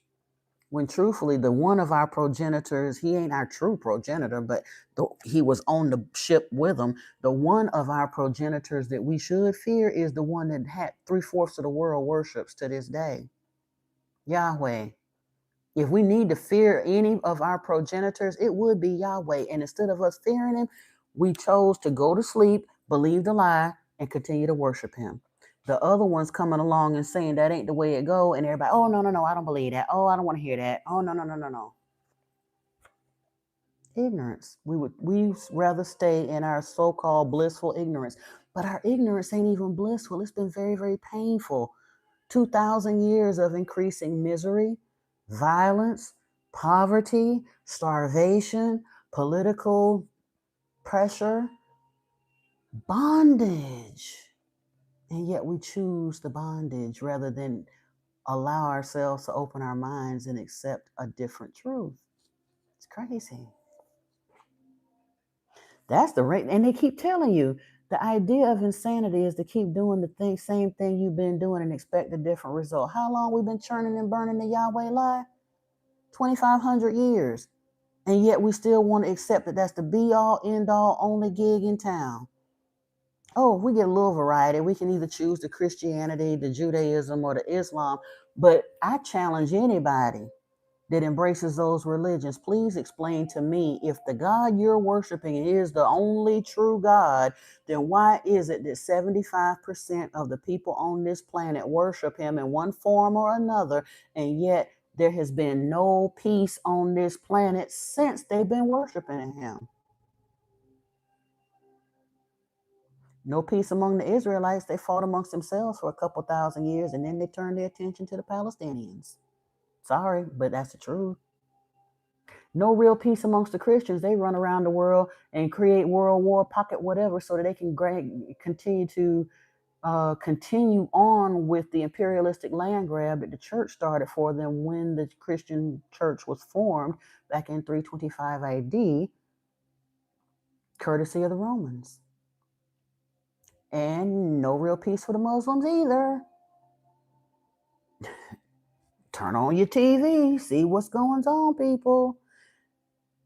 All three of those religions are worshiping an iteration or an adaptation of Enlil, regardless of whether you call him Enlil, Yahweh, Jehovah, or Allah. And there's no peace on this planet. That should tell folks something. It's time for us to do something different.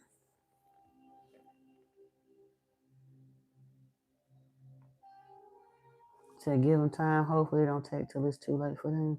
Shouldn't seem like the world's slowest build up ever. Major Arcana, it's gonna be quite a bit of them that it's sad to say. But if you believe the texts, everybody ain't gonna make that cut because they're gonna choose to continue to cling to lie. And that's the thing. What do people say? If it's kind of like a if I can't have them, nobody else will type thing. Yahweh doesn't care that he's leading people off to his destruction. He knows that his sentence will be up soon. He was exiled once before. They let him out of exile. He continued to show his ass. And according to the end of Revelation, it says that this time when he's done away with it, it won't be no exile no more. He's going to be permanently dealt with. And Enki will be given new control over earth. It doesn't name that and say that per se. But if you read the Bible with a different eye, you'll see that's exactly kind of sort of what it say. But since he knows his time is limited, he ain't trying to all of a sudden go, oh, my bad. I was lying to y'all before. Y'all might want to go jump on the gravy train. My brother's going to be the one to really kind of try to sort of bail this thing out before y'all completely destroy it, earth, and each other. He's going to take down as many folks with him as he can. Revelation tell you that a third of the population of this planet will be destroyed at that final showdown. Now, I don't want to holler about the Armageddon thing because, again, that's a religious spin they put on that. But what they're describing in there sounds to me like the end of the Anunnaki wars. People don't understand that that war has been happening for hundreds of thousands of years on this planet. You said Enki is known for a mermaid type symbol too, the Capricorn. Yeah, Natalie Rose. He shows up as Poseidon in the Greek pantheon. He shows up as Olokun, which is a very Poseidon-looking being in the Yoruban pantheon, and then in the Hindu, he is Shiva. But he was always known as Water. His title when he got here was Lord of the Waters.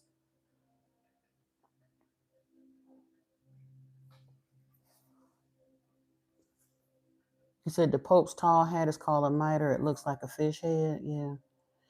You said it. Some people say it echoes the ancient fish gods like Dagon. Could be.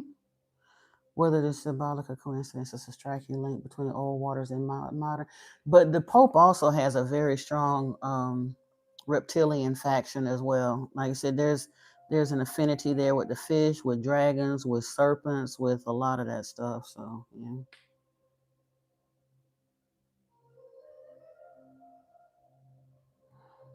I'm not bothering with you, shamanic. Go somewhere and read a book. I'm not arguing with you. Whether you believe me or not, that's up to you. All I can do is let people, I'm sharing the information that I've learned along my way due to years of reading and watching documentaries and meditation and all the rest of that. So whether you believe, I don't care how you know whether my knowledge is true.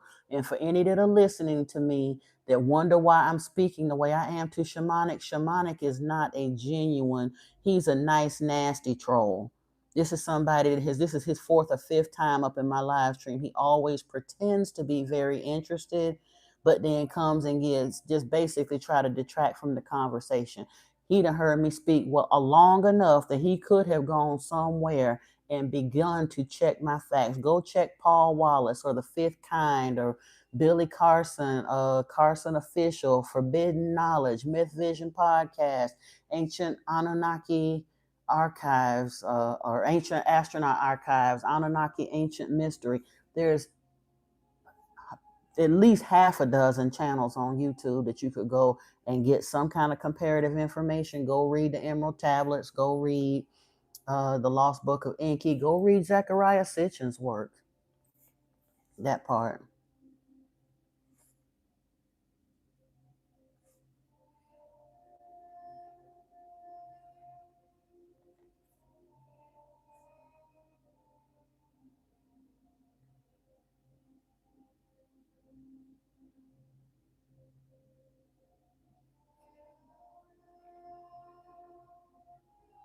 And you see.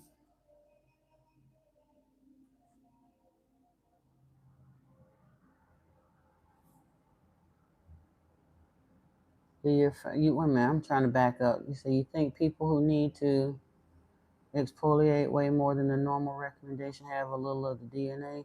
Because like twice a year you have the whole hand or foot peel all at once for no reason. Um, mm, Arcana, that might just be a reaction to something in the environment. I honestly don't necessarily.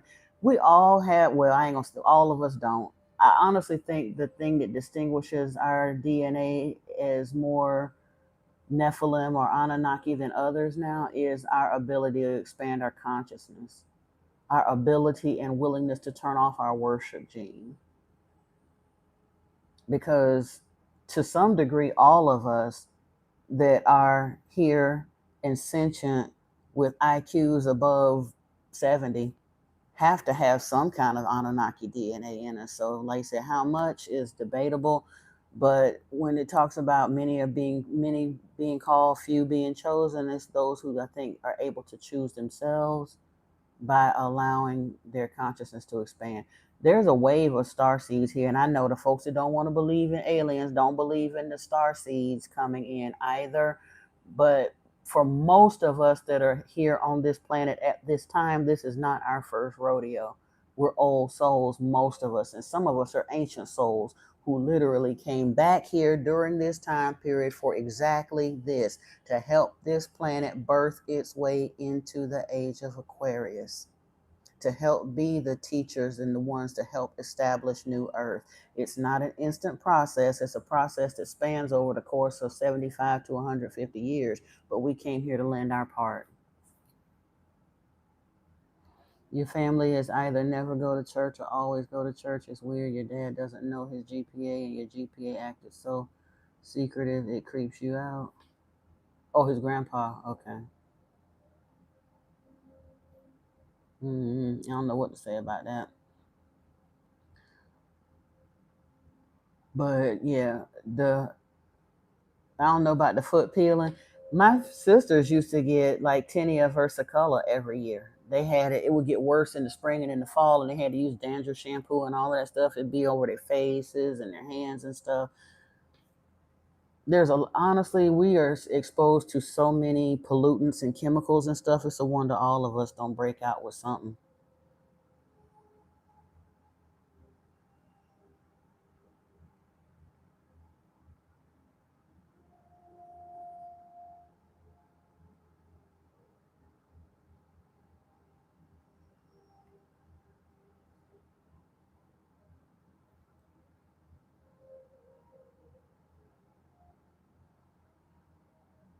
Hey, Celestine Allison.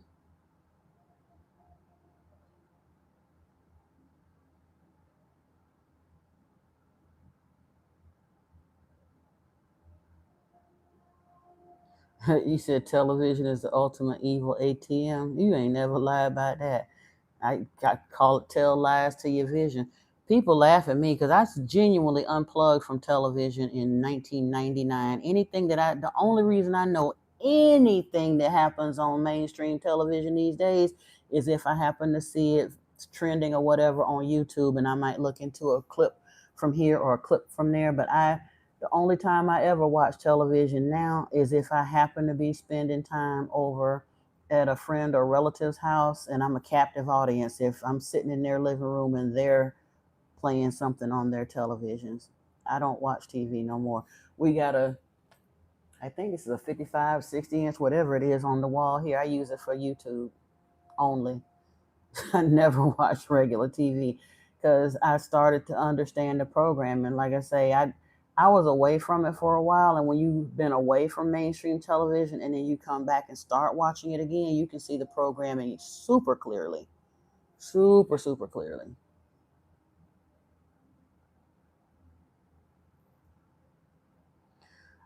My thoughts on Lilith, I'm not sure how I want to feel about Lilith Major because I haven't seen any mention of her in any of the other ancient texts. It's a story that came up out of the biblical stuff, but there's so many other lies that come out the biblical story till I don't really know how I want to feel about Lilith because basically she comes down to a story and then relegated to it ain't even an actual planet, it's a point on an astrological chart. So I don't again, I'm not in versed enough in Lilith to actually formulate an opinion on her. And yeah, if it works for you, do it. That's it is what it is.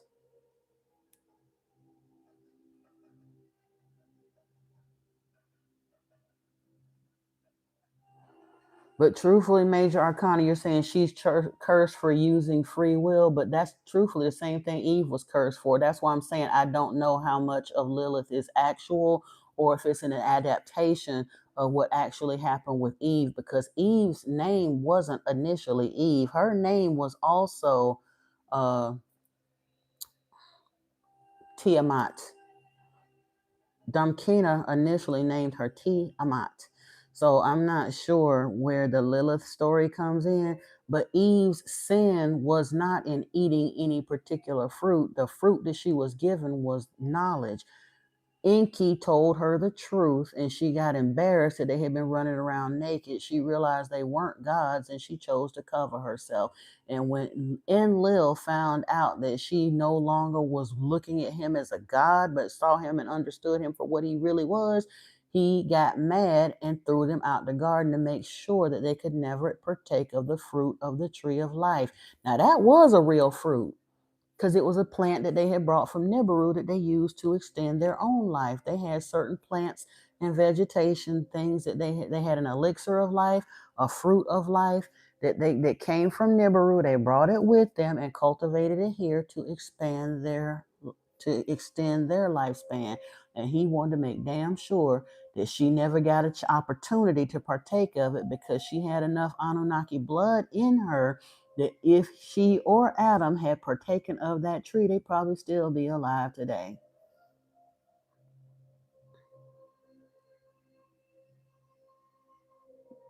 You said all her kids are misunderstood hybrids. We are, no, demons, no. The ones that we see or perceive as demons are those beings who have decided to play this game along with Yahweh.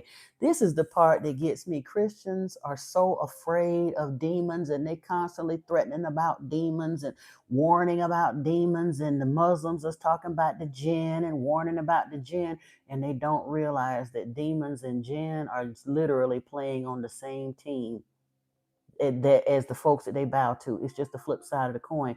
If you sign up in that paradigm, there are those that will play that game with you. Christians have more paranormal activity than anybody I know. Now, yeah, we get these weird people that want to go hang out in graveyards and demon hunters and got their little microphones to listen for all. And guess what? If you choose to play that game, some of that stuff will show up and play with you.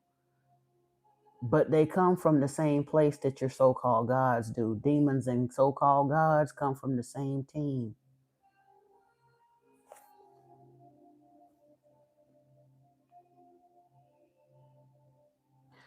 Major arcana, I would rather not say my birthday, my year, and my rising, only because, and I have at some point in the past spoken my sun, rising, north node, all the rest of that. But I'm also aware at this point in time that I do actually have some people that watch my channel that do not mean me well. There have been some folks that have engaged in active spell work, and I'm also very aware of what they can do with my sun, rising, moon signs, birth year, those kinds of things. So from this point out, I've gotten a little wiser and less free with that information for folks. So I'm sorry not to offend you or deny your request, but oh, you asking her? I'm sorry, I just read the other part of it that you were asking Natalie, not me. My bad, Major. No problem.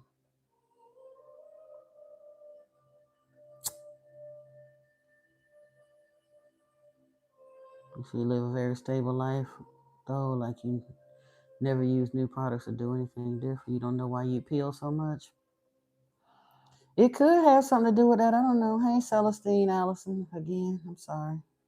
Hey, Scan by Lauren. Peace to you too.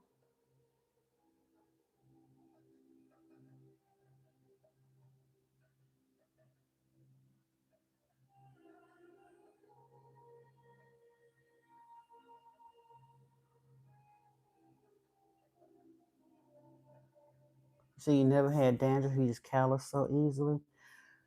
Who knows, honey? It could be, but I wouldn't even.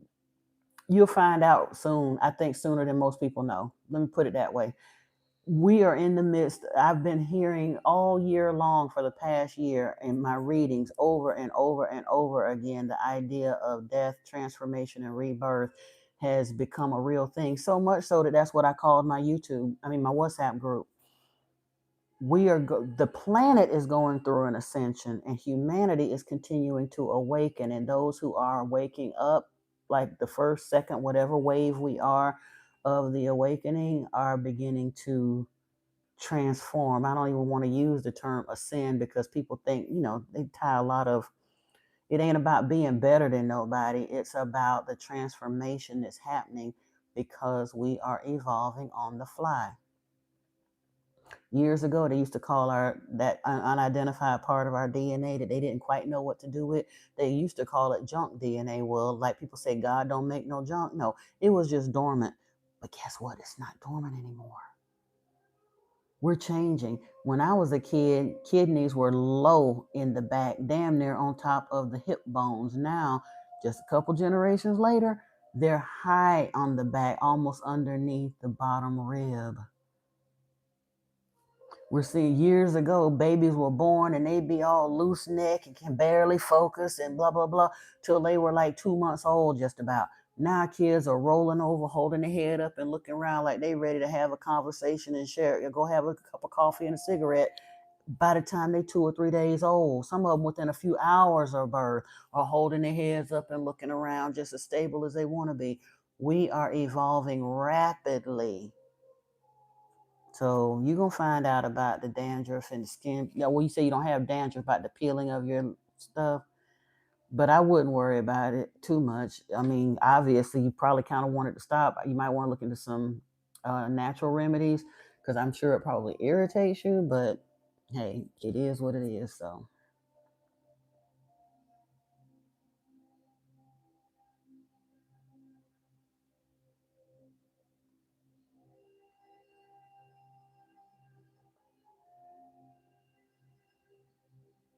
I see your message now, Broken Beautiful. Let me go back and see what you said before. Hold on.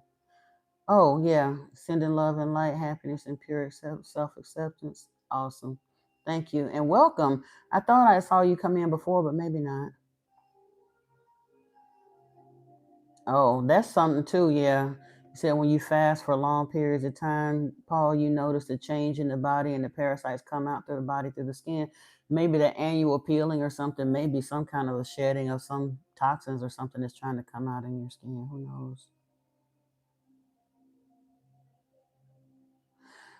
Celestine, I've heard that Lilith was Adam's first wife as well, but that's what I'm saying. That's the legend or the story that came out of that. But since I started digging through the ancient texts, I've been through the Lost Book, we've been through Enuma Elish, we've been through Atrahasis, and I've seen no evidence of Lilith nowhere in any of those books.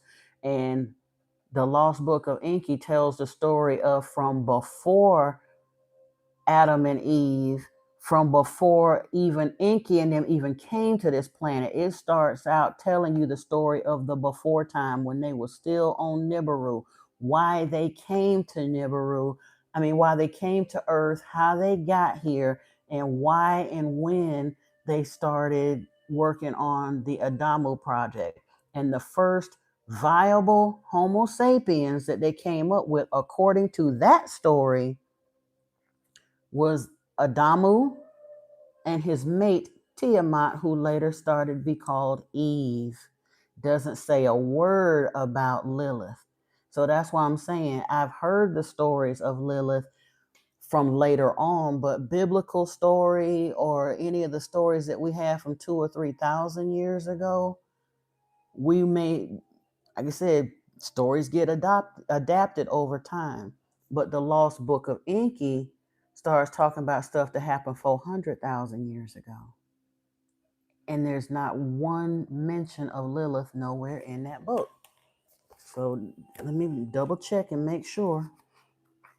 I'm going to read it again. Like I said, I'm getting ready to start reading it again, but I didn't remember hearing it or seeing it or nothing else.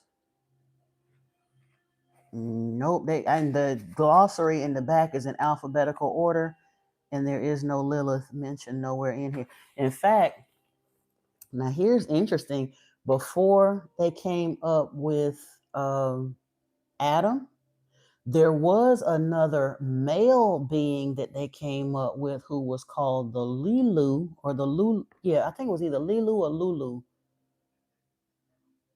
Not Lilith though, but I think it was called a Lilu.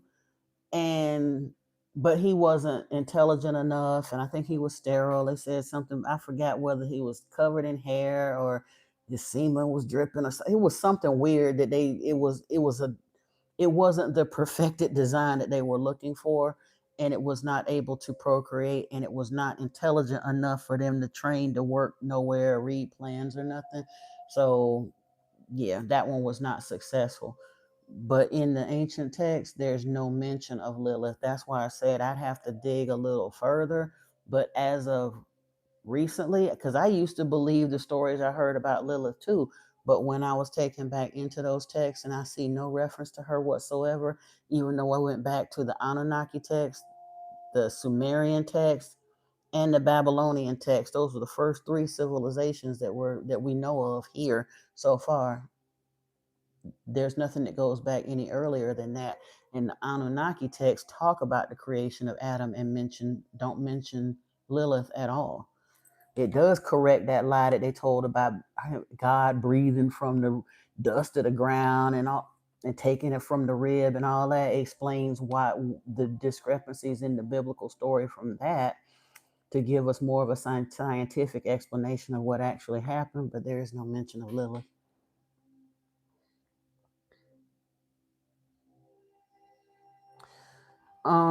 Major Arcana in Enoch, it talks about, well, the one that it doesn't talk about them overseeing heavenly dimensions. What they refer to as the demons or the watchers were those fallen, so-called fallen angels that chose to corrupt humanity by giving them things that they weren't supposed to have before they were supposed to have them, like giving us black magic and metallurgy and to teach weapon making and things like that before humanity's consciousness had expanded enough for us to be able to handle that information. And it says that there is a heavenly dimension where those beings will be held and tormented. That's where we get the story of the fiery hells and all that stuff. But there's nothing in any of the scriptures, whether it's the Bible story, Enoch, or nothing else, that say that the fiery realms are for humans. It's for those beings because they knew better, and it says that they will be imprisoned there. And it doesn't seem like it's going to be all that comfortable for them. But in the Bible, where it talks about Satan and his demons being tossed into the lake of fire, it doesn't talk about humans going there. It says, even a few verses before that, it said that the humans that chose to follow Satan and his demons, even after they had a chance to learn the truth and correct themselves and all that, if they chose not to and they kept following Satan, the devil, it says that the humans that followed him would be destroyed. Didn't say they'll be tormented in no fiery place forever and ever. The fiery destruction, the dimensions that they're going to be held in, that's for those beings, not for humans.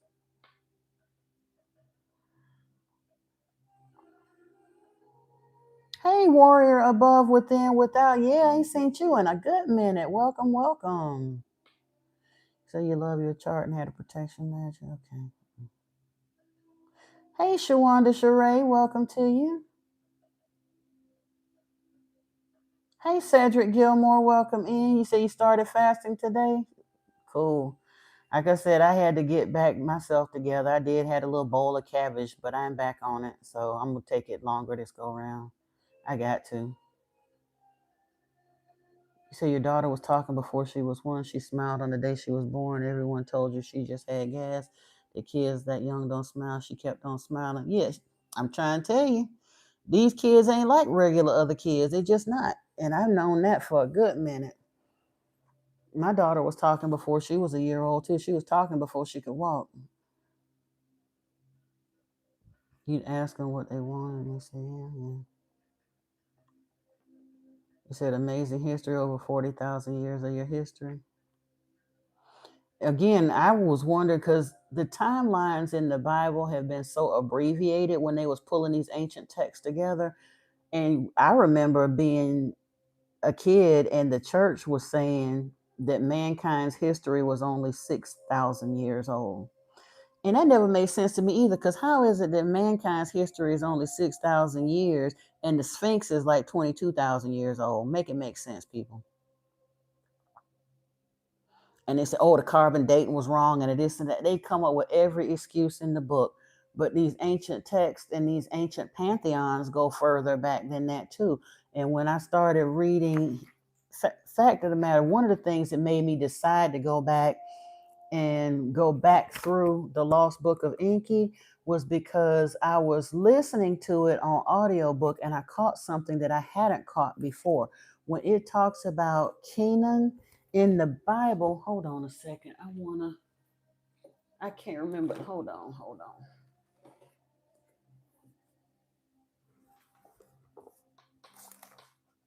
I think it's, wait a minute. I'm trying to remember if it was Canaan or, it's in chapter 5. Wait a minute. No, Adapa.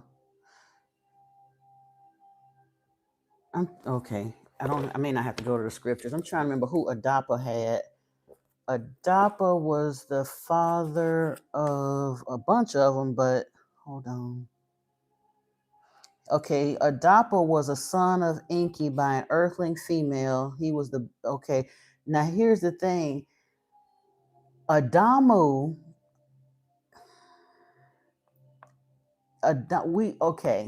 in the Lost Book of Enki, it refers to the Adamu, and we call that the Adam.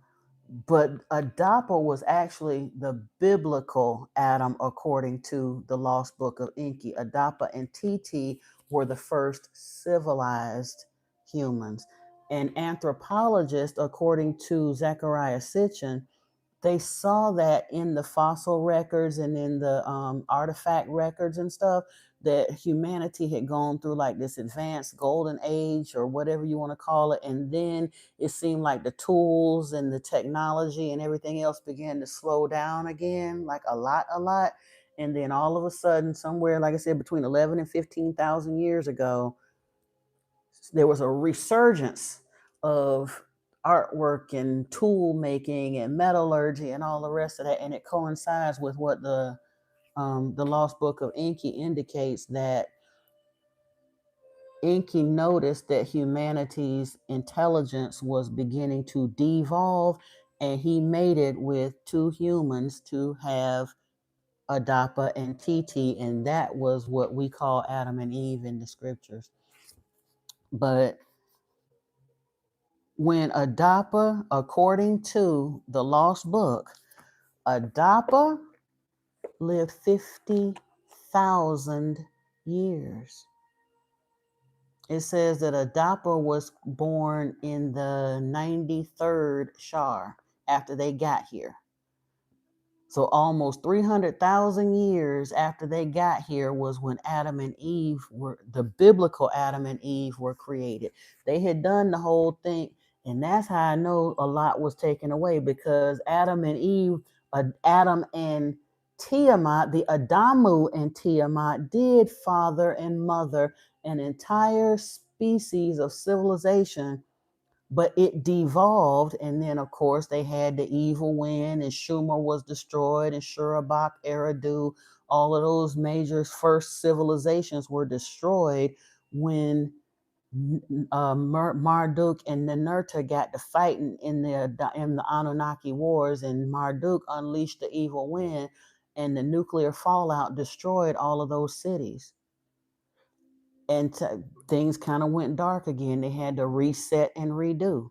And then 70, 80, 100, whatever, however long they said it was after that, the flood came along and there was another reset. And then, according to this,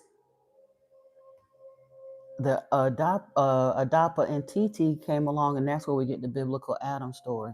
But even at that, by the time Adapa, he was born in the 93rd Shar, he didn't pass until the 108th Shar. And a Shar is 3,600 years. And then he gathered them all around. And it says these are Adam's descendants to Noah.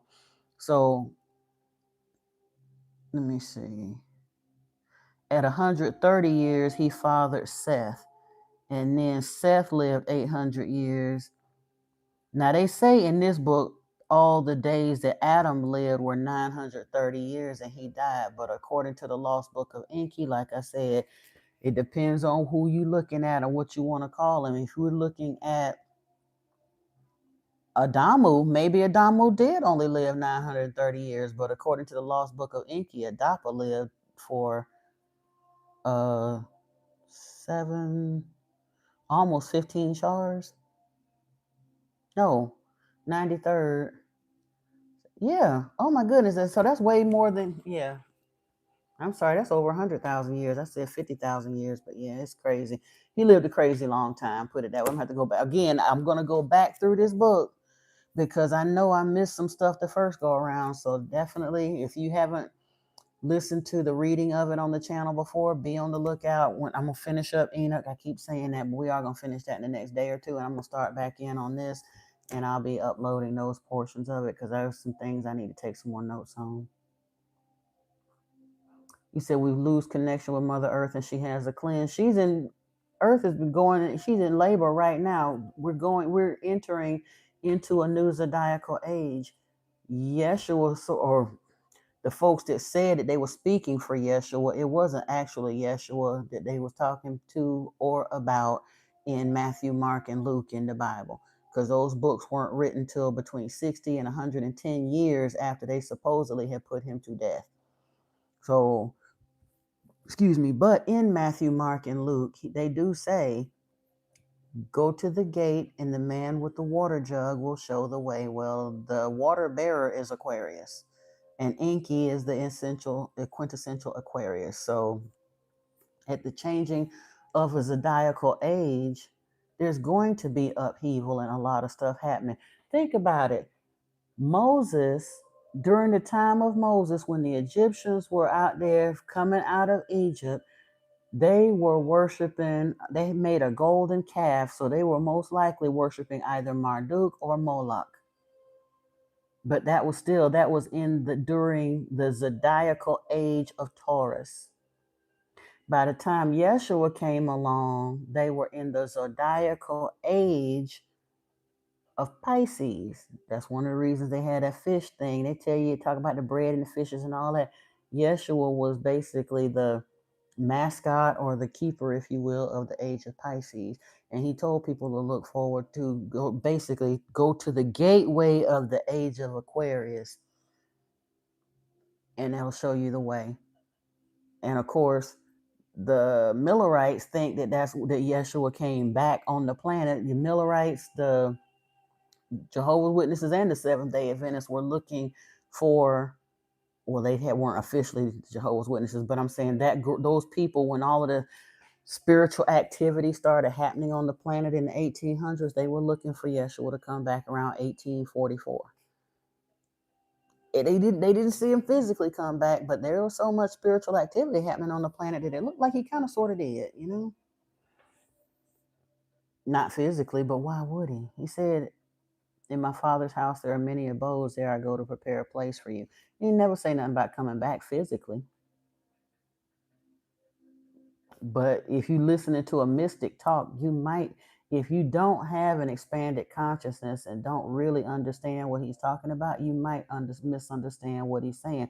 And Yeshua was, for sure, he was an ascended master. He was a mystic. And he knew that a lot of his disciples didn't understand what he was saying. When we went over the Gospel of Judas, he made it very clear that the vast, vast, vast majority of the people that he consider his disciples, the people that he talked and preached to and tried to teach, they did not understand what he was trying to tell them. But he also knew that there would be a people that was coming along that would get it eventually. He said it would be thousands of years. That the people that he was really leaving those messages for in the Gospel of Judas, that they would be along in a far future time. He knew it wasn't going to be the disciples that was around while he was on the earth. He knew it was going to be way off in the future.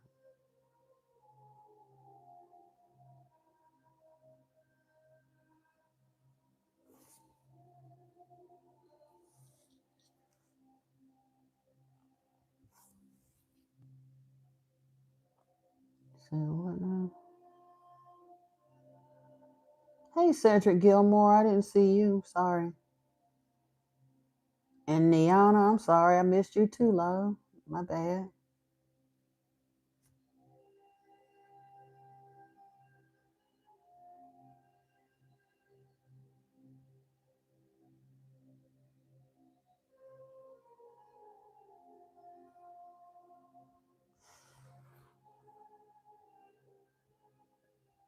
Like I said, the Nomo were as far as I know, were the fish people of Sirius B that the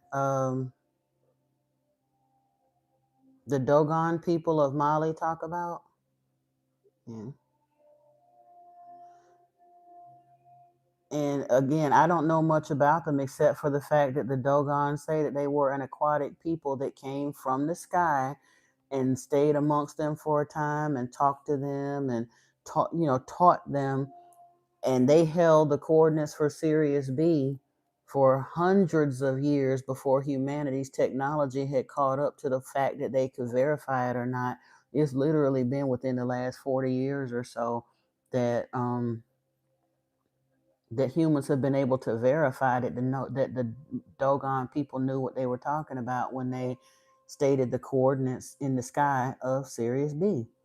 They didn't have the technology. I think it was the Hubble telescope that gave them the ability to verify that. Major, you say you always felt like Judas didn't sell him out. Peter did. He was rubbing butts with the elite. Actually, Peter, I think Peter didn't survive much after Yeshua. Um, Major. Judas did sell him out in a way, but he didn't. And again, can believe it or not believe it, I would encourage anybody to listen to. There's a channeled work out there called The Christ Letters, or it's called Christ Returns, Speaks His Truth. I think it's, and if you go to my posts, I think I posted it somewhere on my community tab, a link to that audio book. And there's another called Anna, Grandmother of Jesus. And both of those talk about hey Roby, welcome. It talks about what was kind of going on around that time in and above what the scriptures talk about, and to some degree, and truthfully, what's said in those books doesn't. I mean, it kind of goes along with what was said in the Gospel of Judas. In the Gospel of Judas, Yeshua was supposed to be talking to Judas and let him know. He was like, you know who I am more than anybody. You get what I was saying. The other disciples didn't really get it, but I know you know. And so he was letting him know he didn't really hold him. While he understood the role that he had selected Judas to play, the fact that he was still going along with it was, and I thought that was a little contradictory, but that's neither here nor there. I didn't understand that part of the book, but it was like basically he was telling Judas, I don't hate you for what you about to do, because you are playing a necessary role in this passion play, but because you're in it, know that you're going to be hated, and because I know you actually know who I am, it's going to be worse for you than it would have been for somebody that was truly acting in ignorance. So yeah, he didn't truly sell him out. But as far as Peter doing it, the reason you feel that way, Major, is because Yeshua said that Peter was supposed to be the rock of the church. He said he founds his church on Peter, and people assume that, to think that that actually happened after Yeshua left here. It didn't. James was martyred, and I think Peter was as well. The church didn't use Peter as the rock for the church. They used at no account Paul, the Antichrist. Yeshua said that after he left here, after they killed him, that one would come along that would deceive humanity and lead humanity lost. And right on cue, along comes this person, Paul, who, by his own admission, had been a bitter persecutor of the Jews. He hated the Jews. He really hated the Edomites, and he was no lover of Yeshua.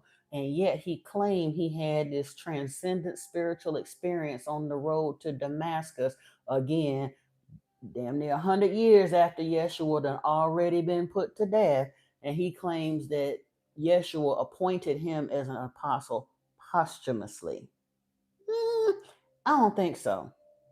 Because then he proceeds to go on through the rest of the Bible. 90% of the New Testament is written by Paul, or the person who says he's Paul. And it's book after book after book of him addressing the congregations of people that are still scattered around the land, who still believe in Yeshua, who are still trying to serve him 300 years or 200 years or 100 years or whatever after he's been executed, but they still believe in his teachings. And Paul is writing to every one of them, letting them people know, I don't care what you thought you knew and all the rest of that. Y'all ain't been doing it right. There's a new sheriff in town, and this is the way we're doing it moving forward. And it became, the focus got off of Yeshua and his teachings, and he kindly redirected them back to serving Jehovah, this new remixed Yahweh, the same Yahweh that Yeshua told them not to worship because he was the devil. Is that not the function of an antichrist? Was he not antichrist? To turn around and have Yeshua's servants, Yeshua's believers, he hoodwinked and lied to them people and tricked them into worshiping the same Yahweh that Yeshua told them was the devil and they should not be worshiping. That's a definition of an antichrist.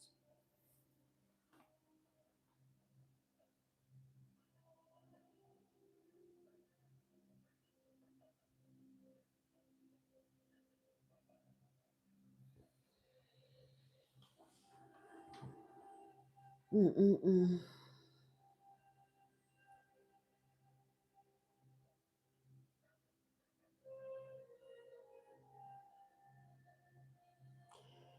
But yeah, it is what it is. People will find out. Sure, we done covered some of everything today. The Anunnaki. It is a quiet night. I was about to say, some nights the trolls come in early, some nights they come in later. But you know what? I was about to say we got about 12, 13 more minutes, and then I'm going to tuck it in for the night anyway. So if anybody had any questions or want to raise a different topic or whatever, now's your chance.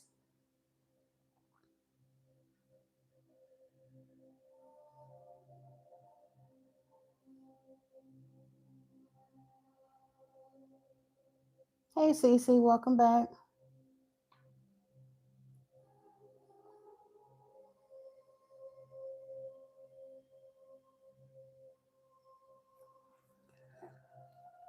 Mm-mm-mm. Where we at?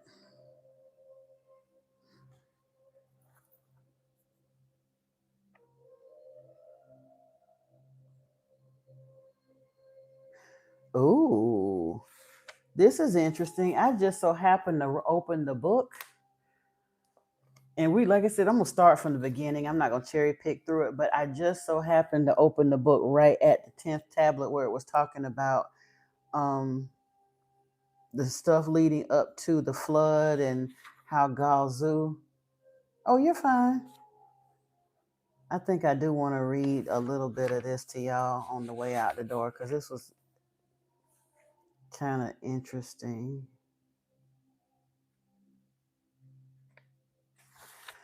The synopsis of the 10th tablet says the mystery emissary appears to Enki in a dream vision. Enki is told to save mankind through his son Ziusudra. Okay, yes, yes, sir, on it. By subterfuge, Enki directs Ziusudra to build a submarine. A navigator comes aboard, bringing in Earth's seeds of life. Nibiru approach causes the White Land's ice sheet to slip. The resulting tidal wave engulfs the Earth with water. The remaining Anunnaki bewail the calamity from Earth orbit. The waters recede. Ziusudra's boat rests on Mount Salvation. Descending in a whirlwind, Enlil discovers Enki's duplicity. Enki convinces Enlil it was destined by the creator of all. They used the surviving landing platform as a temporary base. In a creation chamber there, crops and cattle are fashioned. Abundant gold is discovered in the lands beyond the seas. New space facilities are established in the olden lands. They include two artificial mounds and a lion shaped carving. Ninmah offers a peace plan to resolve erupting rivalries. Now, right before that, hold on a second.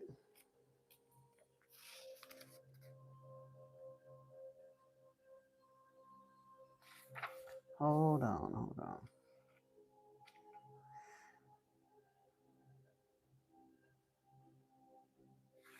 Okay.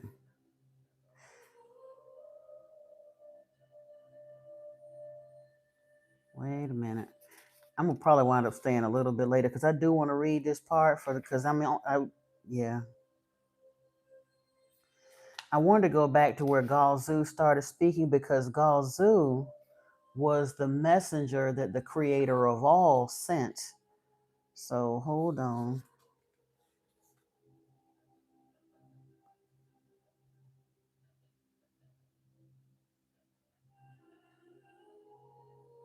Mm-mm-mm.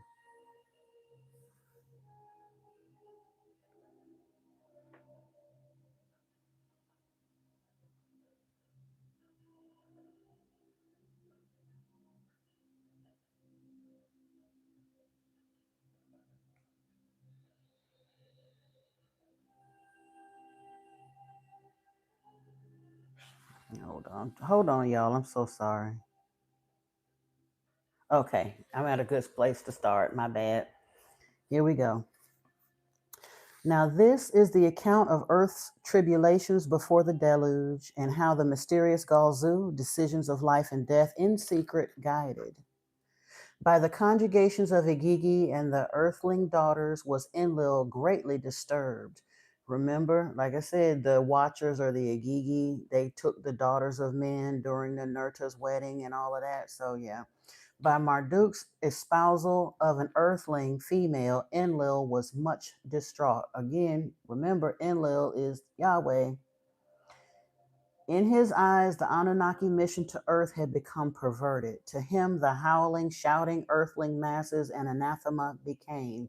And when we read the Enuma Elish and Atrahasis through those entire volumes, Enlil was complaining about how noisy humans were and wanted us unalived because we were disturbing his peace. He didn't care that we was digging gold or nothing else. He wanted us gone.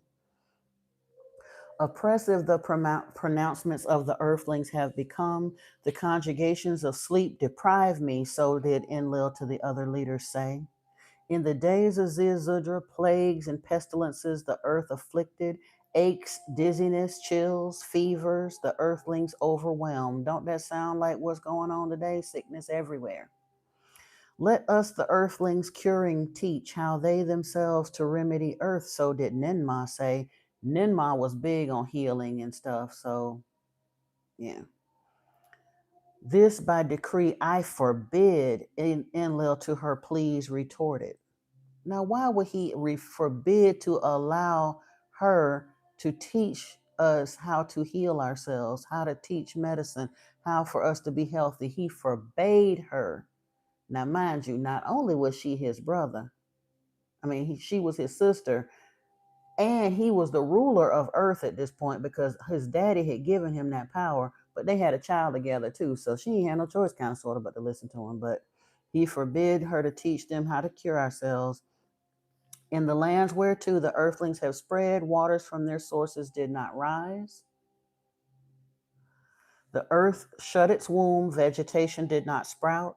Let the earthlings pond and canal building teach, let them from the seas fish and subsistence obtain. So did Enki to the other leaders say.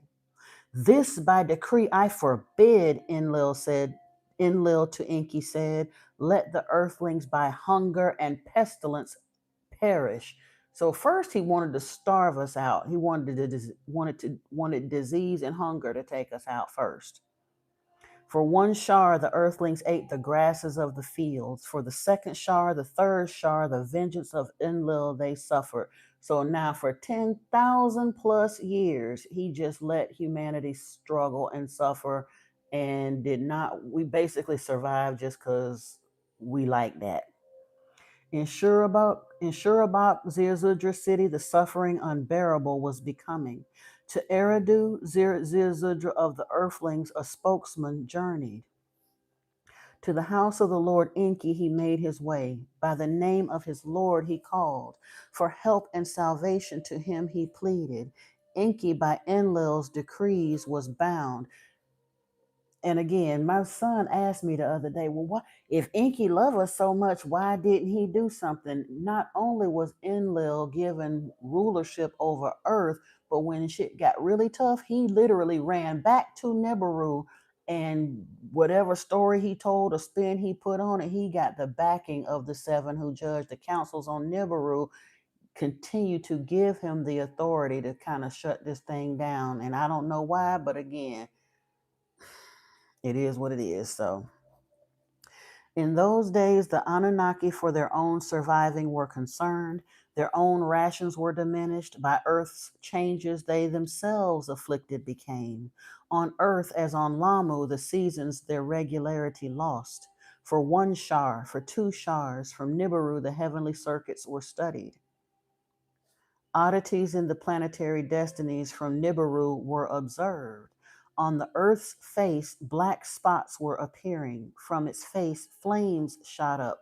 So they having volcanic eruptions and all of that. And Nibiru was watching us from their space stations. They're watching all this stuff happen. Kishar was also misbehaving. Its host, its footlings lost. Dizzying were their circuits. And I cannot remember which planet Kishar was. Hold on a second. We're going to look at it and see. Kishar.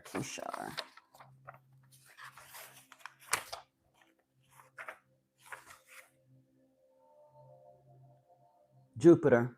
Okay. So whatever was happening, not only was Earth being affected by whatever was going on with the planetary stuff, but Jupiter's orbit was messed up as well. The hammered bracelet was by unforeseen net forces pulled and pushed. For reasons unfathomed, the sun, its family, was upsetting. The destinies of the celestials by unsavory fates were overtaken. On Nibiru, the savants, alarms raised. In the public squares, the people gathered. The creator of all to primordial days, the heavens is returning. All angry is the creator of all. Voices from amongst the people shouted. So even they thought God was coming to get them. That's why I say the people that we call God was afraid that God was coming to get them too. Because they knew they had done wrong by dabbling on earth the way they had. But when they couldn't really figure out what was happening or explain why all of these calamities were coming, they thought God was angry and coming to get them. On earth, the tribulations were increasing, fear and famine their heads reared. For 3 shars, for 4 shars, the instruments the white land facing were observed. By Nergal and Ereshkigal, odd rumblings in the white land's snows were recorded. The snow ice that the white land covers to sliding has taken, so did they from Abzu's tip report. So they were monitoring Antarctica even then, and they noticed that, like I said, that the caps were beginning to slide. Hold on. Okay. In the land beyond the seas, Ninurta in his haven foretelling instruments established. Quakes and jitters at the earth's bottom with the instruments he noticed. An odd matter is afoot, so did Enlil to Anu on Nibiru words of alarm send. For the 5th shar, for the 6th shar, the phenomena gained strength. On Nibiru, the savants an alarm raised, of calamities to the king they forewarnings gave. The next time Nibiru the sun shall be nearing, earth to Nibiru's net force exposed shall be. Lamu in its circuits on the sun's other side shall a station take. Hold on. Lamu is Venus. Okay.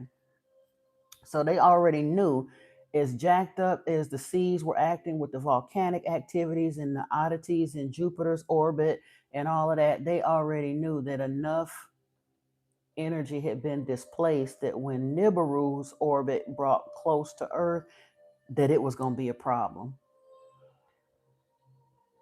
Lamu and its circuits on the other side, on the sun's other side, a station shall take. From the net force of Nibiru, earth in the heavens protection shall not have.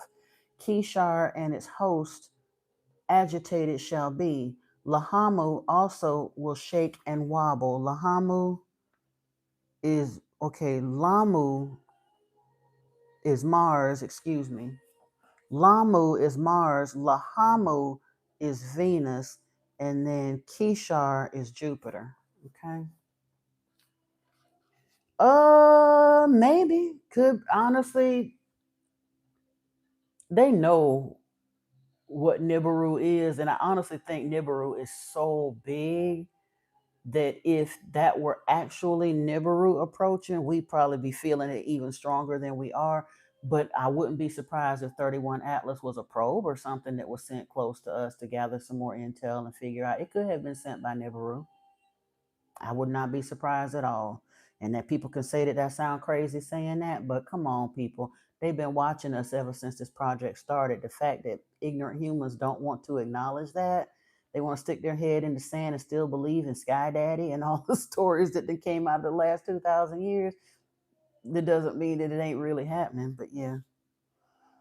Let me see. In Earth's great below, the snow ice of the white lands its footing is losing. The next time Nibiru's the closest to Earth shall approach. The next time Nibiru, the closest to Earth, shall approach, the snow ice off the white land's surface shall come a sliding. A watery calamity it shall cause. By a huge wave, a deluge, the Earth will be overwhelmed. On Nibiru, great was the consternation, uncertain about Nibiru's own fate. Kings, savants, and counselors about Earth and Lamu also greatly worried. The king and the counselors a decision made for evacuating Earth and Lamu to prepare. In the Abzu, the gold mines shut down. Therefrom, the Anunnaki to the Eden came. In Bat Tabira, smelting and refining ceased. All gold to Nibiru was lofted. Empty, for evacuating ready, a fleet of fast celestial chariots to earth returned. On Nibiru, the heavenly signs were watched. On earth, the tremors were recorded, were. It was at that time that from one of the celestial chariots a white haired Anunnaki stepped off. Galzu, great knower, was his name. With steps majestic to Enlil, he made his way, he made. To him a sealed message from Anu he presented. I am Galzu, emissary plenipotentiary of king and council to Enlil, he said. By his coming, Enlil was surprised. No word from Anu of that did forecome. Enlil, the seal of Anu, examined. Unbroken and authentic it was. In Nibruki, the message tablet was read. Its encoding was trustworthy. For king and council, Galzu speaks. His words are my command. So did the message from Anu state. That Enki and Ninmah be also summoned was Galzu's request. When they came to Ninmah, Galzu pleasantly smiled. Of the same school and age we are, to her he said. This Ninmah could not recall. The emissary was as young as a son. She was as his olden mother. So she was already starting to age at this point, visibly, even though he just said, we went to school together. Simple is the explanation, Galzu to her said. By our winters, slumbered life cycles it is caused. Indeed, this matter is of my mission apart. About the evacuation, it is a secret. Ever since Dumuzi on Nibiru had stayed, returning Anunnaki on Nibiru examined were. Those who on earth the longest stayed by returning harshly were afflicted. Their bodies to Nibiru's cycles were accustomed no longer. Their sleep was disturbed. Their eyesight was failing. The net force of Nibiru weighted their walk. Their minds were also affected, as sons were older than the parents they had left. Death, my comrades, to the returnees quickly came. Of that I am here a warning to give. The three leaders on earth, the longest by the word silent, became. Ninmah was the first to speak. That much was to be expected, she said, or she was saying. Enki, the wise one, to her words consented. That much was clear, he said. Enlil with anger was seized. Before the earthlings like us were becoming. Now we as earthlings have become to this planet imprisoned. Well, that's what you get for trying to come here and take over. If he had stayed his ass back on Nibiru and waited for daddy to give him the throne, he wouldn't have had that problem. But because he had to rush up here and take Earth away from Anu and away from Enki, he wanted to come here and run the show, and now they just found out that because they stayed here too long, they're stuck. It'll be worse for them to go back to Nibiru than it would be to stay here. The whole mission to a nightmare turned by Enki and his earthlings from masters, slaves we were made. To the outburst, Galzu with compassion listened. Indeed, much there is to ponder, he said. On Nibiru, much thinking and soul searching much soul searching and deep questions were raising. Should Nibiru to its fate been left, whatever by the creator of all intended to be let happen, or was the coming of earth by the creator of all conceived, and we only unwitting emissaries? Of that, my comrades, the debate will continue. So was Galzu to them saying. So again, I had mentioned this before. This was one of the big things that Enki was kind of having an existential crisis about. Like, are we fulfilling destiny? Did the creator of all kind of sort of know that we were going to come and do this, kind of leaving it here as a project for us to figure out? Or are we tempting fate by coming here and doing this and we're going to wind up having to pay for it? Are we really kind of reaping karma onto ourselves by daring to do this? The creator of all never said, but desperate times call for desperate measures, so they went ahead and did it anyway. Hey, Brittany, I'm glad I'm here too. Yay. Cool, cool, cool. You said Three-Eye Atlas is on the other side of the sun and hasn't yet come close. And that's the other thing. Somebody I was talking to about that said that they thought that it was going to come close to the sun in a couple of days. I think on the 25th it's supposed to be the closest to the sun, but it also appears to have changed trajectory. Now, unless it were a controlled object, body, the likelihood of it changing its trajectory this close to us to be able to observe a change of trajectory is unlikely. If it were a meteorite or a comet or anything organic that was supposed to be just hurtling through space, but now all of a sudden it's like it get close to this part of our galaxy and pull up and change direction. Okay. All right then. All right, here we go. Let me get back over here. Let's see. Or was the coming to earth by the creator of all conceived, and we only unwitting emissaries? Of that, my comrades, the debate will continue. So was Galzu to them, saying. Now, this is the secret command from Nibiru. The three of you on earth will remain, only to die. To Nibiru you will return. In celestial chariots, the earth encircling the calamity you shall outwait. To each of the other Anunnaki, a choice to leave or the calamity outwait must be given. The Igigi, whose earthlings espoused, must between departure and spouses choose. No earthling, Marduk's Sarpanet included, to Nibiru to journey is allowed. For all who stay and what happens see, in celestial chariots they safety must seek. As for all the others, to depart for Nibiru forthwith, they ready must be. So did Galzu Nibiru's commands to the leaders in secret reveal. Now, the poetic style might get you a little bit twisted, but basically he's saying, we know this thing is coming. We cannot stop it. Marduk, Thoth, not Marduk. Enki, Enlil, Ninmah, and Thoth must stay here on Earth. You stayed here too long. If you come back to Nibiru now, it's surely going to kill you. So we're going to send enough spaceships here for those who choose to stay here and wait out the storm and come back down here with you to rebuild this thing after the flood happens. They can return and stay here with you. Those who want to return to Nibiru and have not been here as long as you have, they're welcome to come back to Nibiru. But for those who took human wives, you can come back to Nibiru. You can wait here on the ship to wait out the flood if you want to, but your partners under no circumstances will be allowed to come to Nibiru. So you might as well say goodbye to them right now. They're going to die in this flood. That's what he just said. So,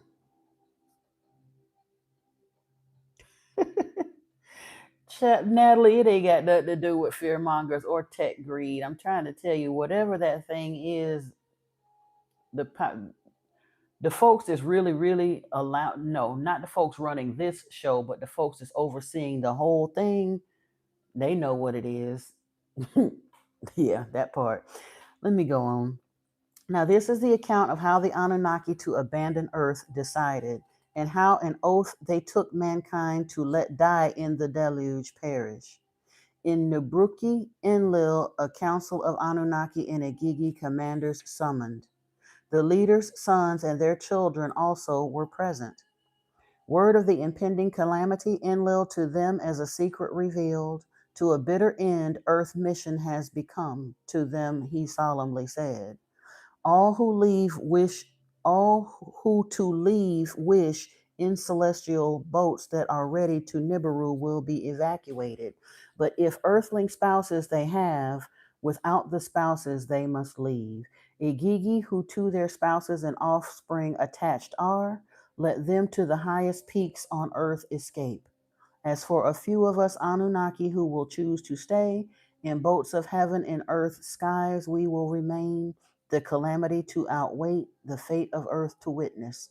As the commander, I shall be the first one to stay, so was Enlil saying. By their own choice will be the others. He ain't had no choice to stay, talking about by his own choice. He ain't had no choice because they didn't already told you, bring your ass back to Nibiru if you want to, you're going to die. Your body can't handle it anymore. With my father, I choose to stay the calamity to face, so did Ninurta announce. To the lands beyond the oceans after the deluge I will return, Nanar, Enlil's firstborn on earth, an odd wish announced. The deluge to outwait not in earth's skies, but on the moon, that was his wish.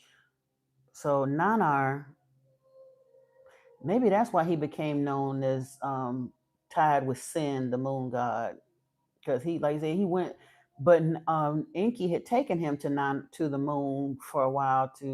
They were there for a time, but yeah, he went to wait on the moon, and Ninurta said he gonna wait. Nanar said he's gonna wait. Enlil said he gonna wait. Enki, an eyebrow raised. Enlil, though puzzled, approved. Ishkur, Enlil's youngest, to remain on earth with his father, his decision made.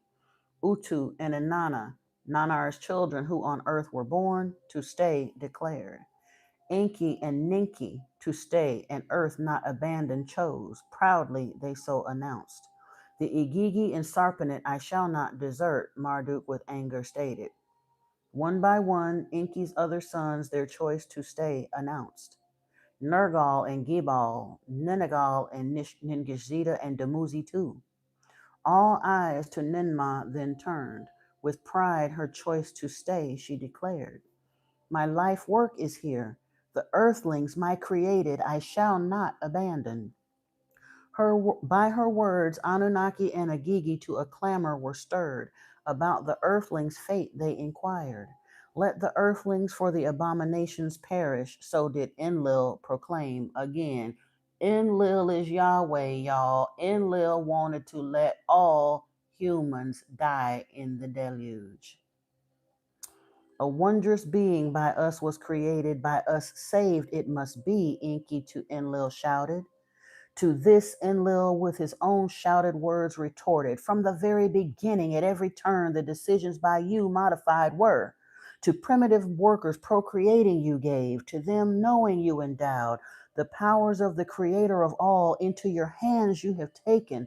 Therefore, even after that, by abominations you fouled, with fornication Adapa you conceived, understanding this lot to his line you gave, his offspring to the heavens you have taken, our wisdom with them you share. So he is angry, angry, angry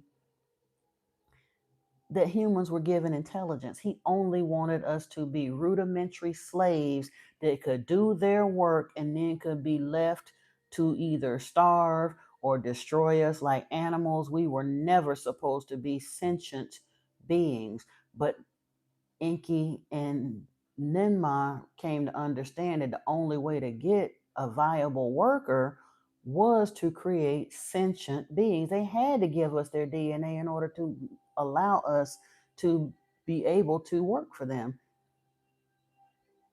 I love you too, Valerie. Have a wonderful night. Namaste. So let me continue with Enlil's ranting. He do a lot of ranting. He ranted here, he rant in the Bible. He loves to rant. But anywho, every rule you have broken, decisions and command you ignored. Because of you, a civilized earthling brother, a brother murdered. Because of Marduk, your son, the Igigi, like him with the earthlings intermarried. Now, how you? Well, technically, he talking about because of you, a civilized earthling brother, a brother was murdered. Because Cain got mad because Enki didn't praise his sacrifice enough. That's why he killed Abel. But Enlil gonna blame Enki for that. Because how was Enki supposed to know that he was gonna get mad, so mad that he's gonna kill his brother because he didn't praise his sacrifice enough? Crazy. Who is lordly from Nibiru, to whom the earth alone belongs, to no one is no longer known? Enough, enough to all that I say. The abominations cannot continue. Now that a calamity by a destiny unknown has been ordained, let what must happen happen, so did Enlil angrily proclaim. That all leaders solemnly swear to let events unhindered occur, of all Enlil demanded. First to take the oath of silence was Ninurta. Others of Enlil's side followed. Nergal of Enki's son was the first to take the oath. Others of Enki's sons followed. So not only has he declared that humanity is supposed to be left out, they know that this is coming. They done all set up and made their escape plans, whether they're going to stay, whether they're going to go. Even was it Ninurta had to go to the high ground with his wife because he couldn't bring her on a ship and he couldn't go back to whatever. So they just had to get to the highest point on earth that they could find and hope like hell that they survive this thing. But he refused to leave his wife and kids, so he had to go. But everybody else that was going to get in the spaceships had to take an oath before Enlil that they would not say nothing to the humans, do not give them any warning whatsoever. You just raise up. When we give you the warning, you get your behind in the spaceship and go up so you don't drown, but do not give any warning to the humans, and made them swear to it. To your command I bow, Marduk to Enlil said, but of what worth is the swearing? If Igigi their spouses will abandon, would not the fear among the earthlings spread? Ninmah was in tears, the word of the oath she faintly whispered. Enlil at his brother Enki gazed. It is the wish of the king and counsel to him, he said. Why will you bind me with an oath? Enki, his brother Enlil asked. The decision by you was made on earth. It is a commandment, not an oath. In other words, Enki was like, you ain't gonna make me swear to a lie because you're making this rule. So I give you my word, but that's about all I can do for you. The flood waters I cannot arrest, the earthling multitudes I cannot save. To what oath to bind me you therefore desire? So did Enki, his brother, ask. So he's giving him a little bit of wordplay and putting it off because he already got it in his mind that it don't set well with him to let his children drown. Ninmah don't agree with it. She's in tears, but she gonna whisper the oath anyway because She ain't finna buck her big brother. You know what I mean? But she's really upset and feels some type of way about it. But Inky flat out, he refuses to take the oath. He was like, to let all that happen as if I by fate decreed, let it as Enlil's decision be known. On Enlil alone, let the responsibility forever rest, so that Inky to all pronounce. And maybe that's why he took credit for saving them in the flood too, because he was the one that took sole responsibility to see to it that no humans survived. So in the biblical story, they flipped the script and gave him credit for having saved humanity. But that's not the case. Enki genuinely stood alone, alone, alone on this one. The council on Nibiru was going to let us die. Enki was going to let us die, and made all of the rest of the folks that was there swear that they would not let no humans know that they were just going to roll up on them and leave them there to drown. Then Enki from the assembly departed, Marduk with him also left. With quick words of command, Enlil the assembly to order brought. Task for what was to be done, he with firm decisions assigned. Between those who will depart and those who will stay, the grouping arrange. Place for assembly to designate, equipment to collect, chariots to assign.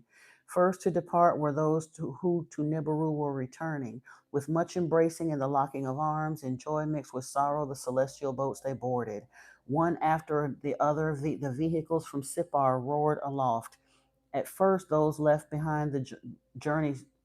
At first, those left behind journey safely shouted. Then muted were the cries. After the launchings toward Nibiru completed were, the turn of Marduk and the Agigi with earthling spouses came. Marduk them all along the landing place assembled. A choice to them he gave. With him and Sarpanet and two sons and the daughters to Lamu go, there the calamity to outwait, or to distant mountain lands on earth disperse, a haven from the deluge to find.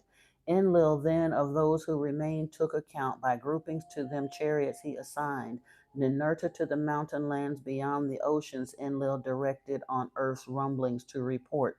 To Nergal and Ereshkigal, the task to White Land to watch, Enlil assigned. To guard against an onrush of earthlings to Ishkur, the task Enlil gave. To bar access, barrier, and bolt, to erect and bolster. Of all preparations, Sippar, the place of the celestial chariots, was the center. To Sippar, Enlil, the tablets of destinies from Nibruki moved, a temporary bond heaven earth there was established. His brother Enki, Enlil, then addressed. To him he was thus saying, However, if ever the calamity might be survived, let all that had happened be remembered. Let us tablets of records in Sippar in the depths of the earth safely bury. Let what from one planet on another done in days to come uncovered be. Now it's gonna be interesting if and when they ever find those. But this, like I said, Inky hid this, but apparently there are more records that will actually confirm this buried somewhere out there underneath the tons of mud and muck from the flood. But, they ain't never stopped digging, so eventually they'll be found. Enki, his brother's words with approving accepted. Emmies and other tablets in golden chests they stored. In the depths of the earth in Sippar for posterity they buried. Thus ready for the signal to depart, the leaders awaited. The approach of Nibiru in its great circuit with apprehension they watched. It was at that time of anxious awaiting that Enki his sister Ninmah addressed. To her was Enki thus saying, in his preoccupation with the earthlings of all other living creatures, Enlil lost attention. When the avalanche of waters sweep over the lands, over the living creatures, some by us from Nibiru originated, most of earth itself evolved, in one sudden swoop to an extinction shall be doomed. Let us, you and me, their seed of life preserve, their life essences for safekeeping extract. Ninmah, who gave her life to the words of Enki, favor gave. Ninmah, she who gave life to the words of Enki, favor gave. I shall do it in Shurabak. You do so with the Abzu's living creature.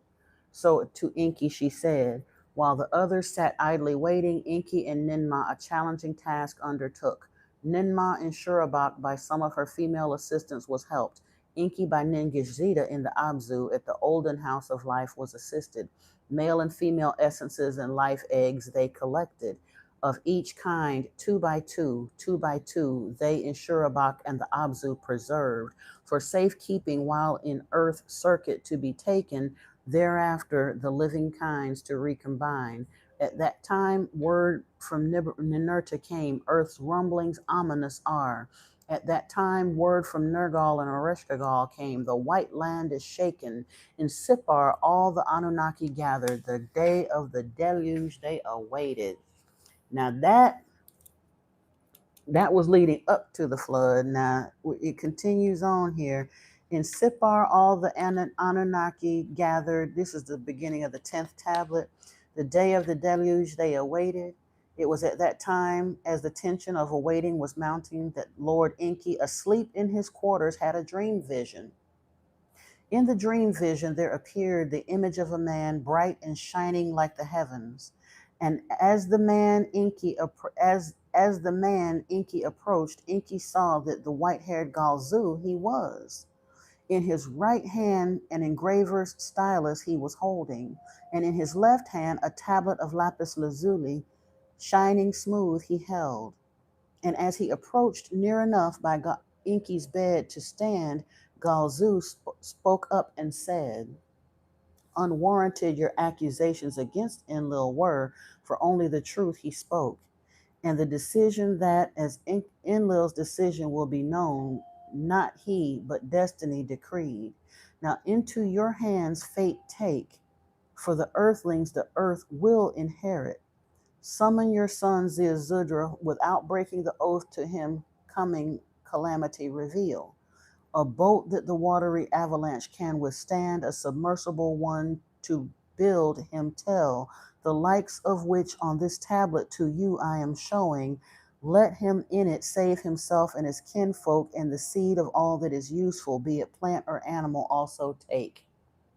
So now Galzu came to the public gathering meeting about this as an emissary for Anu, but then later on that night he appears to Enki in a dream vision and says, "I hear what all he said and all the rest of that, and that's fine as far as destiny, but I want you to intervene with fate and see to it that your son survives. Oh, and by the way, that idea about collecting those plant and animal essences to make sure all of the life is not wiped out on this planet, good idea, good job. Not only do I want you to send some up on when you travel up in your spaceship, but put some on the boat or the vessel that I'm going to show you how to make. Here are the plans for what I want you to show Ziazudra how to make, and put the life essences there too, so that humanity and the plant and animal life on Earth can be preserved. Because Earthlings, the Earth belongs to man at this point. Even the scriptures tell you that the heavens and earth abideth forever, but earth he has given to the sons of man. And he said that that was the will of the creator of all. So he is a divine emissary, supposedly. They don't even know, like you said, he worked with Nibiru, he worked with this, whatever. But he apparently, Galzu is this spiritual messenger or emissary. He done heard, he said, that is the will of the creator of all, with an exclamation point. And Galzu, in the dream vision, with the stylus on the tablet, an image drew and placed the engraved tablet by the side of Enki's bed. And after that, with the image faded, the dream vision ended, and Enki, with a shudder, awoke. In his bed, Enki, for a while lying, remained with wonder the dream vision he pondered. What was thereof the meaning? What omen did it hold? Then, as off his bed he stepped, lo and behold, there was the tablet. What in a mere dream vision he had seen now by his bedside materially was. That's why Enki decided to go ahead and listen, because he could have chalked it up to, well, I just saw Galzu at the assembly or whatever. Maybe it was just my imagination. But he dreamed it, and then when he woke up, that lapis tablet with the drawing still on it was sitting there by his bed table. So he decided to obey the emissary because the emissary said, "This is the will of the creator of all." Regardless of what y'all said in that meeting and what he decided, yeah, you was harsh on him, but he made some very valid points. But you made some very valid points too. And he is supposed to be, humanity is supposed to be reserved. The creator of all said it is so. So here's what you do. And fortunately, like you said, he didn't swear. He did not take an oath. He word played his way out of taking an oath to Enlil and just left the assembly. So he wasn't doing nothing wrong. He was obeying the divine, like I say, he was obeying the divine messenger and the message from the creator of all instead of listening to his overbearing brother. What in a mere dream vision he had seen now by his bedside materially was. With trembling hands, the Lord Enki the tablet picked up, a design of curious shaped boat upon the tablet he saw. By the tablet's edge, measuring markings there were, the boat's measures indicating. Astir with awe and hope, the Lord Enki by sunrise for his emissaries quickly sent. Find the one called Galzu, to him I must speak. So to them he said. By sundown all came back to Enki, thus reporting, none Galzu to find was able. Galzu, they said, to Nibiru did long ago return. Greatly baffled Enki was, the mystery and its omen to understand he strove. But remember, they're telepathic beings. So I don't know why he was so baffled. Yahweh said he could push thoughts into a human's mind quickly without an issue. So, yeah, and you're right, Natalie, thank goodness he obeyed. Because there's another instance, and we're not going to get to it tonight, but there's another instance when Galzu came back with a message for Enlil, and Enlil chose to ignore the message because it was supposed to have been, it would have prevented Marduk from using the weapons of terror against Ninurta. It would have prevented the destruction of Shumar and Erebak and all of those cities that died in that fallout. But again, Enki listened to the messenger of the creator of all. Enlil chose to ignore him and worked on his own ego basis. Unravel the mystery he could not, yet the message to him was clear. That night to the reed hut where Ziusudra was sleeping, Enki stealthily went. The oath not breaking, the Lord Enki not to Ziusudra but to the hut's wall spoke. Wake up, to the reed wall, Enki was saying from behind the reed screen he was speaking. And again, here we go, behind the wall, in the pillar of smoke, in the fire, in the whatever. The Elohim, the show enough Elohim could not show their faces. So he had to do it that way. But thankfully, Ziusudra listened too. When Ziusudra by the words was awakened, to him Enki from behind the reed screen said, reed hut, to my words pay attention, to my instructions heed pay. On all the habitations over the cities a calamitous storm will sweep. The destruction of mankind and its offspring it will be. This is the final ruling, the word of the assembly by Enlil convened. This is the decision by Anu and Enlil and Ninmah spoken. Now heed my words, observe the message that I to you am speaking. Abandon your house, build a boat, spurn possessions, save the life. The boat that you must build, its design and measurements on a tablet are shown by the reed hut's wall. The tablet I shall leave.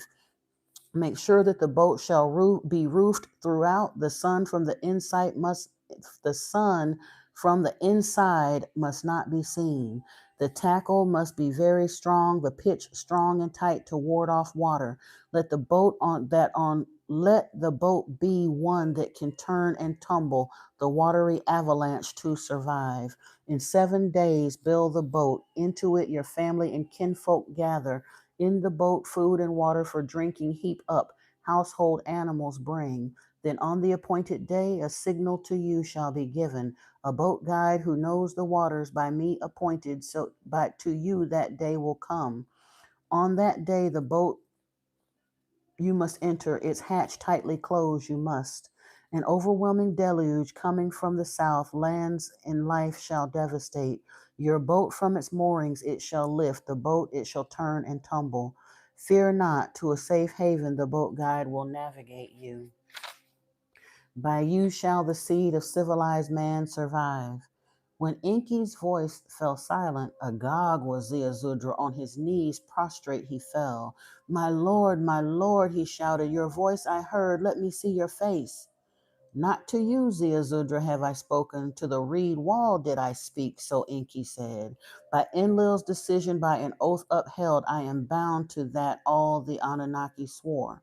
If my face you shall see, surely like all earthlings you will die. So they still gonna preserve this lie, but he's still gonna help him because that's his son. Again, if that was true, how did Enki manage to procreate with the human to become Ziazudra's daddy? Because that was his son. Just like he divulged at the beginning of this book, Andupsar, the scribe who actually wrote this book, was his grandson. So, but he told him he had sworn to it. He was bound. All the Anunnaki had agreed. They wasn't going to show their face. So he was going to still do that part. He's defying, but only up to a point. Now read Hut, pay to my words, pay heed. The purpose of the boat, a secret of the Anunnaki with you must remain. When the townspeople will inquire, to them you will say, to Lord Enlil with my Lord Enki has angry been. The Lord Enlil with my Lord Enki has angry been. To Enki's abode in the Abzu I am sailing. Perchance Enlil will be appeased. For a while a silence followed.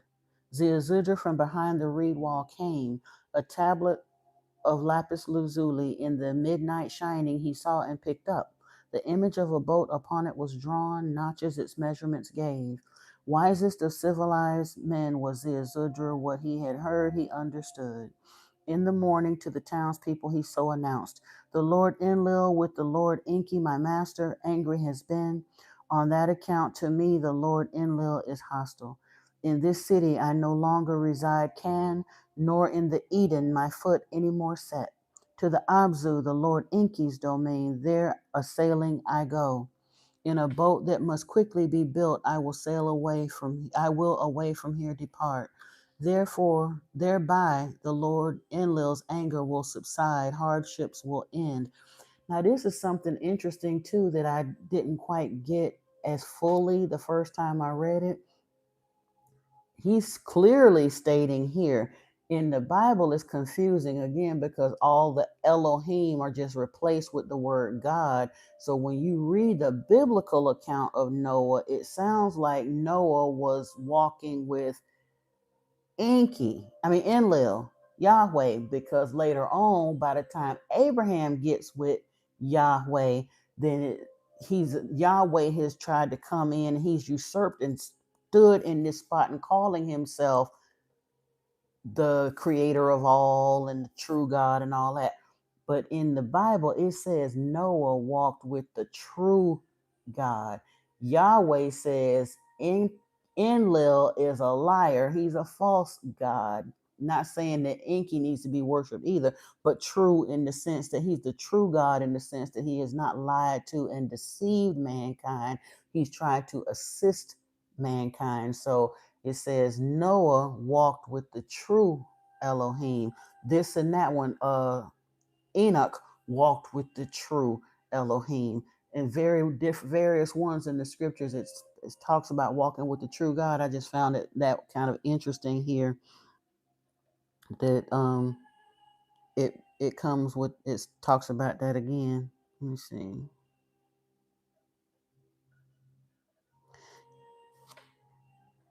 Okay, thereby the Lord Enlil's anchor, the Lord Enlil's anger will subside, hardships will end. Upon you, the Lord Enlil abundance henceforth will shower. He gonna shower something all right, but it ain't abundance. But I get it. Look, if you already know that the disaster is coming and you can't stop it and you can't save everybody, the best thing you can do is not tell them at this point, because they wouldn't have helped. It would have been nothing but pandemonium and everybody would have died. So he got him to pitch in and help and kept his mouth shut. I get it. The morning was not yet gone when the people about Ziazudra gathered. To speedily for him the boat build, they each other encouraged. So he must have been a good guy, because they readily pitched in to help him. Because like you said, we don't want Enlil. Enlil is mad at you. You got to get back to your master's land, so we're gonna help you do that. And then Enlil will show us favor, and he'll get off of your neck, and you can be over there with your master. It's all good. I like that sense of community. Um, to speedily for him the boat build, they each other encouraged. Timbers of boat wood the elders were hauling, the little ones bitumen from the marshes carried. As woodworkers the planks together hammered, Ziazudra in a cauldron the bitumen melted.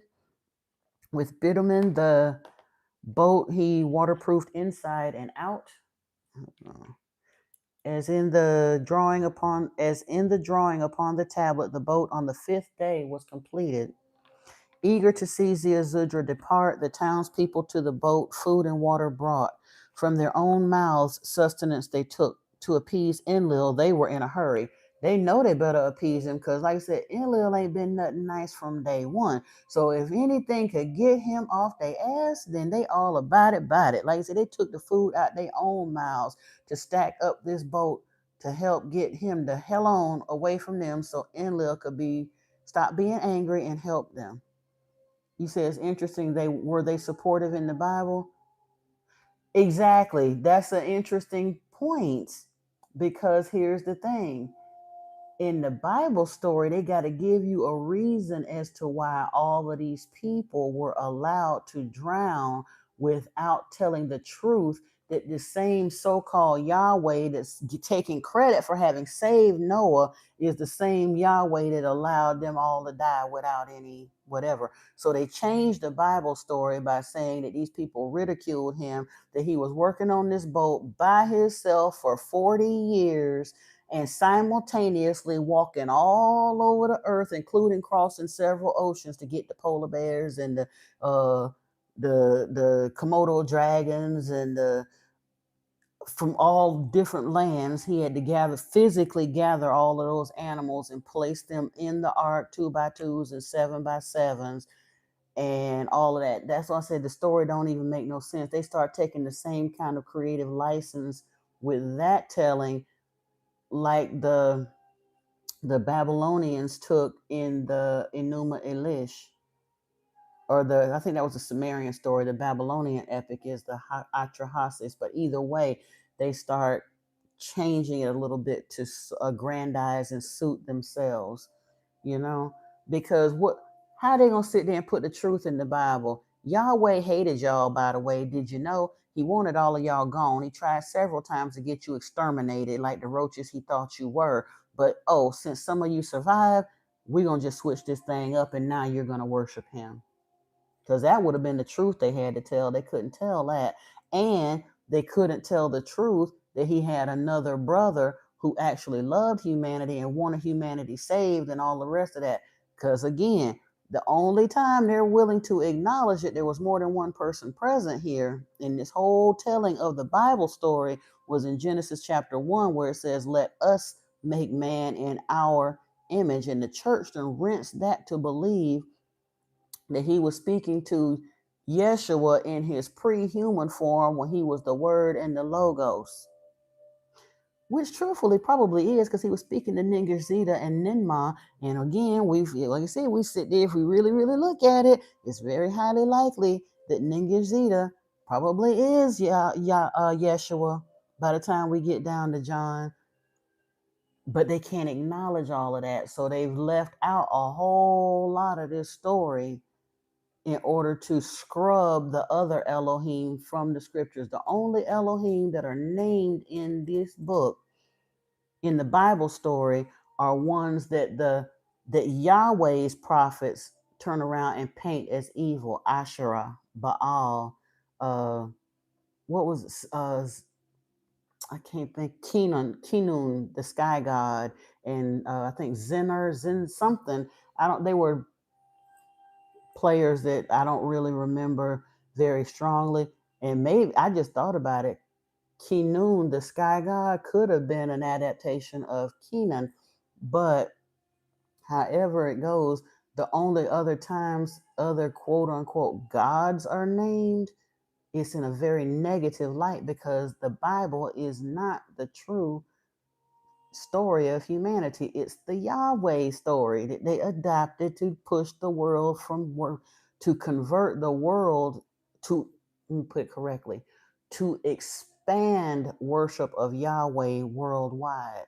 Yahweh had only been worshiped by the Jews up until that point, and they wanted to make him internationally known Yahweh, so they remixed him and he became Jehovah so that they could push him out to the rest of the world.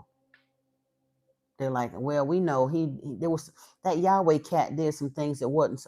And I still don't understand why do they feel like people supposed to forget all of the BS that Yahweh did in the Old Testament. They included all of those horrible stories, but they felt like by calling him something different, even though they're trying to acknowledge and segue on into the same thing, but everybody was just supposed to forget all of that and rock out with the Jehovah story, and that's exactly what happened.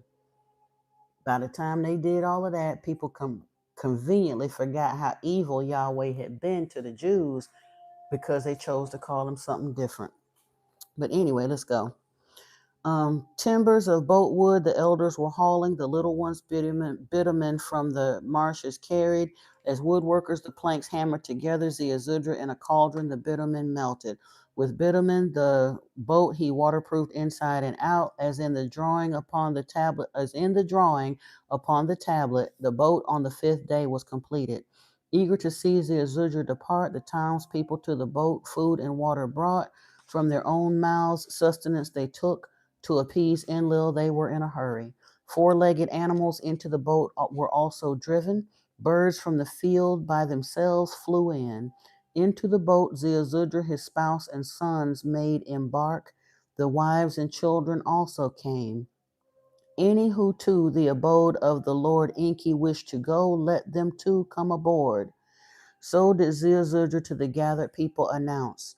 Envisioning Enlil's abundance, only some of the craftsmen the call heeded. So there were other people other than those 8. They say Noah and his sons' wives, but apparently there were a few, not that many, because like I said, they figured once they get Noah, or once Ziazudra is out the way and Noah is no longer angry, they're loyal servants of Enlil. So they figure he ain't gonna be mad no more. We're gonna stick around and party with Enlil. So a few people got on the boat with Ziazudra, but the vast majority of them continue to cling to Yahweh, just like the people today do, while they're awaiting Armageddon. On the 6th day, Ningal, lord of the great waters, to the boat came. A son of Enki he was, to be the boat's navigator he was selected. So Ningal, instead of going up in the sky ships with the other Anunnaki, with the other El Shaddai, he decided, now that was brave of him, because truthfully, if they didn't build that boat right, they all could have drowned in the midst of that. But he decided, again, I say Enki stood alone, but obviously there were others who believed in Earth mission as well, because Ningal risked his very life to ride out the storm, ride out the flood in the boat with Noah, Ziazudra, and his family. We have given our allegiance and our thanks and our gratitude to the wrong beings all over this issue from day one. Lord Enki and some of his children, like I said, even Ninmah, she caved to pressure from Enlil, but at the end of all of this, she was the one who felt the greatest regret and vowed that humanity would never be destroyed by water again. She was the one who declared the rainbow a covenant, not Yahweh.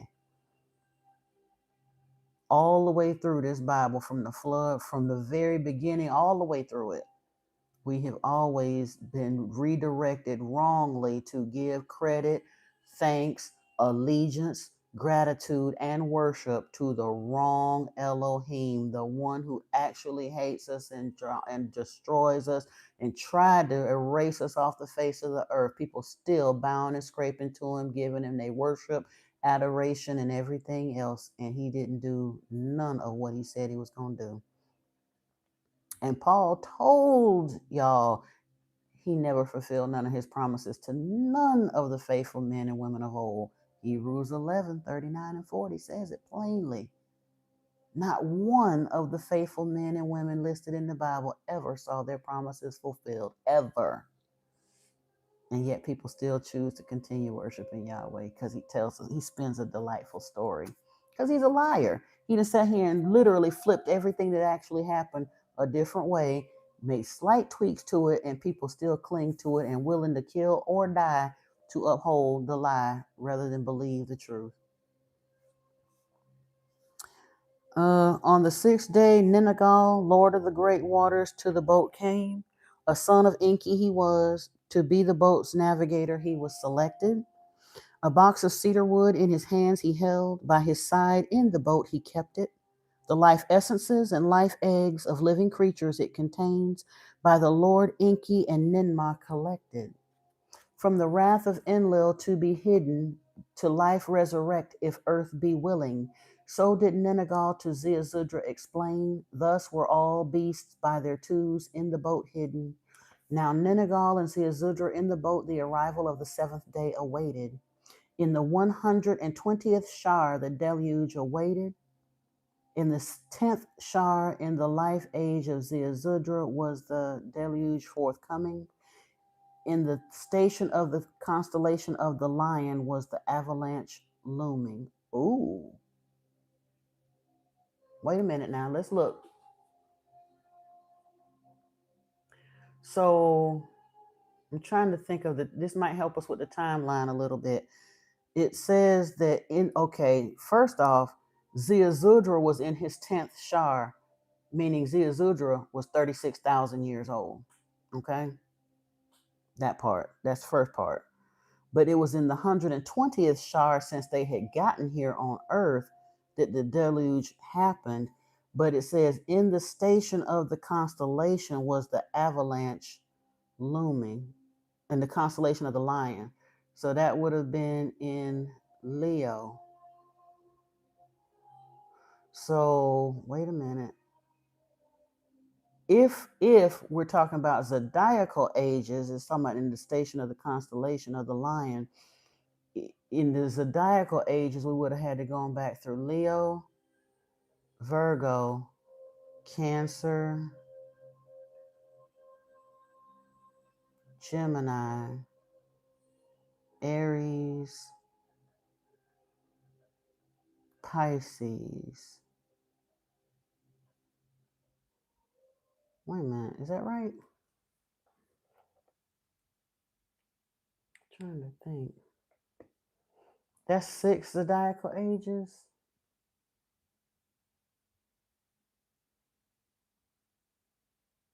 Oh, I missed Taurus in there. My bad. 7. I knew I was missing something. I'm like, wait a minute, that ain't right. Gemini would have been Gemini, Taurus, Aries, and then Pisces. So wait a minute. They were in Leo, Virgo, Cancer, Gemini, Taurus, Aries, Pisces. That's 7 zodiacal ages, which is approximately, let me see, 7 times 600 is 4,200. 42 plus 21. That was 25,000 years ago that the flood would have happened, roughly. So they say 6,000, but if they're referring in the constellation of the Lion, but then it could have just been when it happened. But if it was in the zodiacal age, then it would have been 25,000 years ago. But anywho, now this is the account of the deluge that over the earth swept, and how the Anunnaki escaped, and how Ziazudra in the boat survived. For days before the day of the deluge, the earth was rumbling, groan as it with pain it did. Hold on a second. I'm so sorry. Yeah, we're not doing that. Let me go here. I'm sorry. I think there were lyrics on that one that I didn't want to get a copyright, so I had to change the background music. My bad. Uh, Now this is the account of the deluge that over the earth swept, and how the Anunnaki escaped, and how Ziazudra in the boat survived. For days before the day of the deluge, the earth was rumbling, groan as with pain it did. For nights before the calamity struck, in the heavens Nibiru as a glowing star was seen. Ooh, so they could see Nibiru in the sky by then. Then there was a darkness in daytime, and at night the moon, as though by a monster, was swallowed. So they got an eclipse going on, all of that. The earth began to shake by a net force before it unknown. It was agitated by a net force before unknown. It was agitated. In the glow of dawn, a black cloud arose from the horizon. The morning's light to darkness changed, as though by death's shadow veiled. Then the sound of a rolling thunder boomed, lightnings the skies lit up. Depart, depart, Utu to the Anunnaki gave the signal. Crouched in the boats of heaven, the Anunnaki heavenward were lofted. In Shurabak, 18 leagues away, the bright eruptions by Nenagal were seen. Button up the hatch, Nenagal to Ziazudra shouted. Together the trap door that the hatch concealed they pulled down. Watertight, enclosed completely was the boat.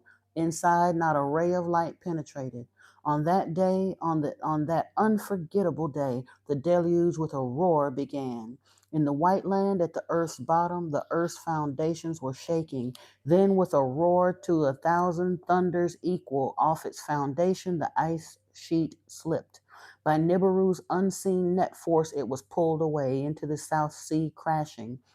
One sheet of ice into another ice sheet was smashing. The white land's surface, like a broken eggshell, was crumbling.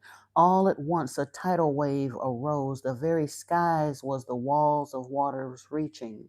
A storm, its ferocity never before seen at the earth's bottom, began to howl. Its winds, the wall of water, were driving. The tidal wave northward was spreading.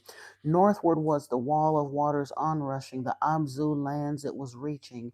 Therefrom toward the settled lands it traveled, the Eden it overwhelmed. When the tidal wave, the wall of waters, Shurabak reached, the boat of Ziazudra, the tidal wave from its moorings lifted, tossed it about like a watery abyss, the boat it swallowed. Though completely submerged, the boat held firm, not a drop of water into it did enter. Outside the storm's wave, the people overtook like a killing battle. No one his fellow man could see. The ground vanished. There was only water. All that once on the ground stood by the mighty waters away was swept. Before day's end, the watery wall gathering speed, the mountains overwhelmed. In their celestial boats, the Anunnaki, the earth, were circling. Crowding the compartments against the outer walls, they crouched. What was happening upon the earth down below to see, they strained. From the celestial boat in which she was, Ninmah, like a woman in travail, cried out, "My created, like drowned dragonflies in a pond the waters fill. All life by the rolling sea wave away, by the rolling sea wave away was taken." Thus did Ninmah cry and moan. And Nana, who was with her, also cried and lamented. Everything down below, all that lived, has turned into clay. Thus did Ninmah and Inanna weep. They wept and eased their feelings. In the other celestial boats, the Anunnaki, by the sight of unbridled fury, were humbled. A power greater than theirs, they with awe those days witnessed. For the fruits of earth they hungered, for fermented elixir they thirsted. The olden days, alas, to clay have turned, so to each other the Anunnaki said, after the immense tidal wave that over the earth swept. The sluices of heaven opened, a downpour from the skies upon the earth unleashed. For 7 days the waters from above the waters of the great below were mingled. You said what, ice wall? No, they're talking about the ice caps, like in Antarctica and in the North Pole. There are ice caps that are basically what earth changes her waters out with, but usually it happens gradually. And they're saying because of the disturbances and whatever was going on between Mars and Jupiter and all of the rest of that that was already happening when Nibiru pulled up in its orbit, because it does come near Earth every 3,600 years. There was already disturbances happening, and then Nibiru pulled up and it caused the ice caps to break, which set off a chain reaction, which led to the flood. And truthfully, that kind of goes with what the geologists and stuff understand about the fossil record and stuff. There is proof that a global flood happened here. It's just the way they tell it in the Bible. I already knew something was off in that story because in the scriptures it tells you that the whole earth was flooded in 15 cubits of water. 15 cubits is 22 feet. There's no way that the whole earth was flooded in 22 feet. What about Mount Everest? What about Kilimanjaro? Shoot, what about St. Helens? You know what I'm saying? There's too many places on earth that are way higher than 22 feet above sea level. So I was like, yeah, no, that I knew something was off with the flood story even as a kid, but they so used to just watering stuff down because when they wrote the Bible, like I said, only 10% or less of the entire planet could read or write. So they could put whatever they wanted to in there, and they didn't think nobody would ever get wise enough. Or, no, let me tell the truth. The church never thought they would lose enough control that the common people would ever have free access to the scriptures and be able to read it with discernment and figure out the ways that the thing had been lied and all of that. Exactly. So, yeah, I was sitting there trying to figure out the timing. And like I said, it may not have been a zodiacal age of um, Leo that we were, because that figures out around 25,000 years. So it probably wasn't. The flood probably did. It, well, truthfully, with Adapa and all the rest of them, that story, like I said, the anthropologists do look at a dramatic change in civilization happening. Like I said, I didn't want to try to exactly quote it because I forgot what um, Sitchin said in the 12th Planet. I'm gonna have to go back over that information again, but it was around that time that they noticed a reinsertion of civilization, if you will. Yeah. Okay, let me continue on here. For 7 days, the waters from above with the waters of the great below were mingled. Then the wall of water, its limits reaching, its onslaught ceased. But the rains from the skies for 40 more days and nights continued. So at least they got that part. But they didn't tell you about the water coming from off the ice caps and all the rest of that. Because I'm like, if it was just the water canopy over the earth, even if it rained for 40 days and 40 nights, still wouldn't have covered the whole earth by itself. It was had to be an explosion of the, like I said, the waters from below and the waters from above together. From their perches, the Anunnaki looked down. Where there were dry lands, now was a sea of water. And where mountains once to the heavens their peaks raised, now their tops like islands were in the waters. And all that on the dry lands was living in the avalanche of waters perished. Then, as in the beginning, the waters to their basins were gathered. Waving back and forth, day by day, the water level came lower.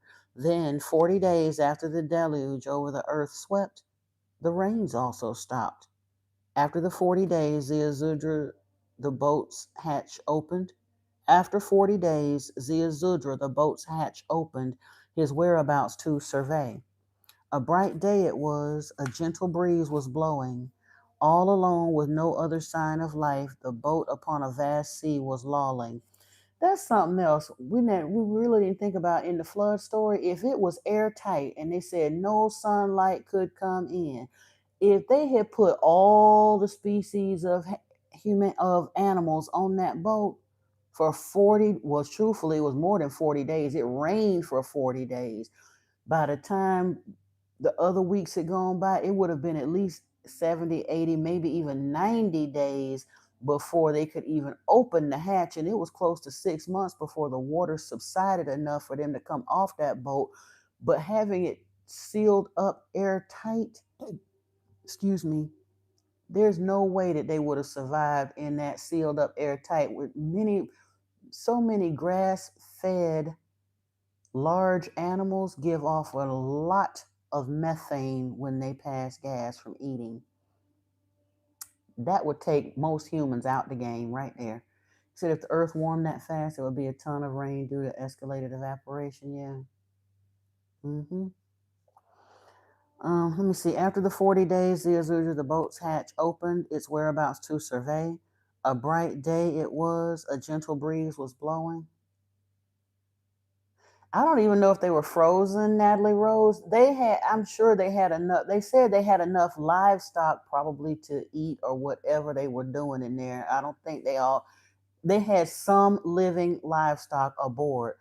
But it said earlier when we read that the chest where it said Nimma and Enki had gathered the essences, they sealed them in um, a chest that made it airtight and sealed it and put those essences on the ark too, so that if nothing else, even if something happened and Ziazudra for whatever reason didn't survive the flood, that they would be able to have those plant and animal essences or DNA samples so that they could rebuild the house of life and reproduce those species. Brittany, because again, they didn't really need to make the Bible believable because they didn't want they wanted to create this story and they were willing. All Christianity still gives us, even with all the pontificating over all of the parables and stuff in the Bible, they still only give the elementary surface version of what's happening. And like we mentioned before, at the time that the original quote unquote, what we have now that we're told is the Bible, that started to be compiled around 7, 8, 900 or so. And the finished version that we have now was basically where it had evolved to by 1500. And even still, 90% of the planet could not read. So they could put whatever they wanted. Again, when they first made it, we take it seriously as if it's the infallible word of God, it's gospel and all that because the church told us to take it that way. But the stories that they're taking these from, part of them were records of the Anunnaki's exploits, but part of these books were, we, like I said, we take them as the infallible, indisputed truth because the church told us to take it as the undisputed truth. But just like church folk don't necessarily see Enuma Elish and Atrahasis as undisputable truth, neither should anyone consider the Bible as the undisputable truth. Because we clearly see cases in Atrahasis and Enuma Elish where liberties were taken.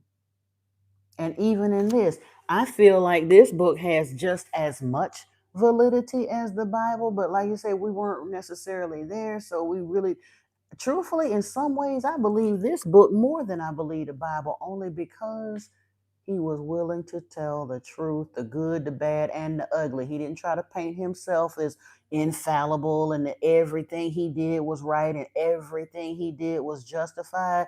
He told the good, the bad, and the downright ugly in here of the things that they did and the things that his conscience bothered him about and the things that he wondered if he wasn't going to have a judgment day over. Exactly. This book makes way more sense than the Bible. It clarifies some of those things that thinking people had questions about in the Bible without self-aggrandizement. That's why I say the Bible do a whole lot of evil genius monologuing and self-aggrandizement on the part of Yahweh. This book kind of avoids that. Enki seems pretty well willing to admit where he did wrong, the things that he ain't necessarily that proud about. That makes me tend to, it's, to me it's a little more believable because of that. He know they did wrong. Hey, Celestine Alliston, how are you? Yep, yep. Okay, so let me see. After 40 days, Ziazudra, the boat's hatch opened, his whereabouts to survey. A bright day it was, a gentle breeze was blowing. This is the Lost Book of Enki by Zechariah Sitchin.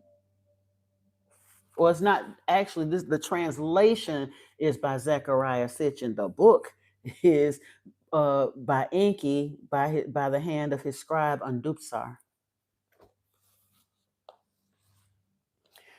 Shamanic healer, we're not going there. Don't come back in here with that. If you don't know who Enlil is by now, I don't know what to tell you. Go on about your business. Can't even believe you still hung out long enough to just come in here with that foolishness. If you'd have been on my channel at least 5 times now, you should know who Enlil is. It's the same monster that calls himself Yahweh, that calls himself Jehovah. He's a being from Nibiru that came here and lied to humanity and got y'all's minds all twisted and asunder. But he is not the true, all benevolent sky daddy that he lied and said he was. He was part of Earth mission when the Atlanteans came here from Nibiru. Now, I've answered your question. I'm going to continue. All alone with no other sign of life, the boat upon a vast sea was lolling. Mankind, all living things off the earth's face are wiped out. No one except us few survived, but there is no dry land to set a foot upon. So did Ziazudra to his kinfolk say as he sat down and lamented. At that time, Nenagal, by Enki appointed, the boat toward the twin peaks of Arata directed. A sail for her he shaped, toward the Mount of Salvation the boat guided. Impatient Ziazudra was. Birds that were on board he released. To check for dry land, for surviving vegetation, to verify he sent them. He sent forth a swallow, he sent forth a raven, both to the boat returned. He sent forth a dove from a tree, from with a twig from a tree to the boat it returned. Now Ziazudra knew that the dry land from under the waters had emerged. Oh, you're welcome, Celestine. A few more days and the boat by rocks was arrested. The deluge is over. At the Mount of Salvation we are, so did Nenagal to Ziazudra say. Opening the watertight hatch, from the boat Ziazudra emerged. The sky was clear, the sun was shining, a gentle wind was blowing. Hurriedly upon his spouse and children he to come out called. The Lord Enki let us praise, to him thanks give, to them Ziazudra said. With his sons stones he gathered, with them an altar he built. Then a fire on the altar he lit, with aromatic incense he made a fire. A ewe lamb, one without blemish, for a sacrifice he selected, and upon the altar to Enki the ewe lamb as a sacrifice he offered. At that time Enlil from his celestial boat to Enki words conveyed. Let us in whirlwinds from the celestial boats upon the peak of Arata descend. See, he's still holding to the lie. He want to ascend on Arata because he done caught wind of the smell of that cooking mutton. Again, Enlil love him some barbecue. It wasn't even a sacrifice to him. Ziazudra was leaving a sacrifice to Enlil, to Enki. Enlil got wind of it. He want to run down there. He mad that somebody survived, but he want to go and check it out because he's smelling the smoke. The situation to review what to be done to determine. Actually, he don't smell it yet, I don't think. He said, let us in whirlwinds from the celestial boats upon this peak of Arata descend, which the whirlwinds, I guess probably either helicopter, some kind of land traveling vehicle that they fly around in. Most likely what the Hindu referred to as the Vimanas. While the others in their celestial boats, the earth to circuit continued, Enlil and Enki in whirlwinds upon the peak of Harada descended. Smiling, the two brothers met with joy their arms they locked. So because they had been on separate sky ships, so Enlil, they had agreed to meet on Arata. Now Enki then told Ninurgal to land on Arata. So he gonna find out now what's going on. Then Enlil, by the whiffs of fire and roasting meat, was puzzled. What is that? To his brother he shouted. Has anyone the deluge survived? Let us go and see, meekly to him Enki responded. He knows somebody survived. His son survived. No, we don't do that here, John Preston. It's Lord Enki. If you can put some respect on Yahweh's name, put some respect on Enki's name too, because you wouldn't be here if it wasn't for him. Okay? We're not calling him Stinky. No, it's not no fallen angel.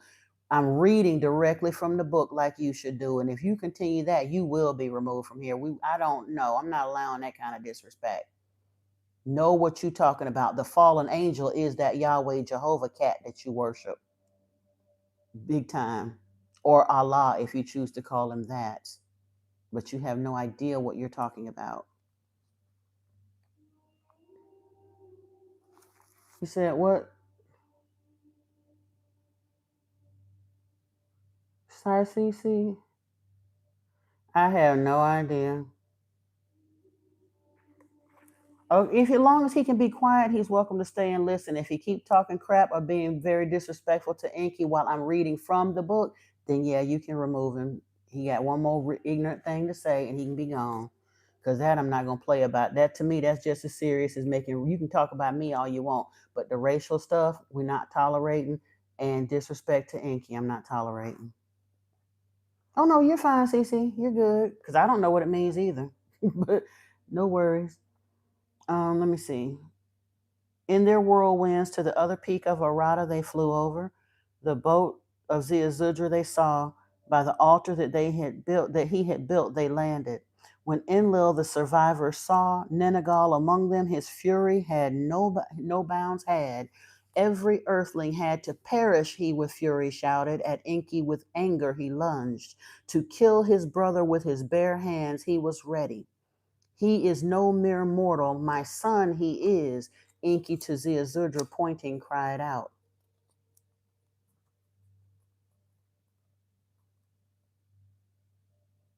I don't know, honey. I don't know what it is unless somebody was making a reference. I don't even know how you would make that kind of emblem, but I don't have an Android. I have um, an iPhone, so I could at best only do the 3 cubed, but I've never seen that particular configuration. Maybe that's some reference to the Atlas thing as well. I don't know. Let me see. He is no mere mortal. My son he is, Enki to Ziazudra pointing cried out. For a moment Enlil was hesitating. You broke your oath at Enki, he shouted. To a reed walls I spoke, not to Ziazudra, Enki said. Then to Enlil the dream vision related. By then Nenagal alerted Ninurta and Ninmah in their whirlwinds also touched down. When the account of events they heard, Ninurta and Ninmah by the account were not angered. The survival of mankind, the will of the creator of all must be, so did Ninurta to his father say.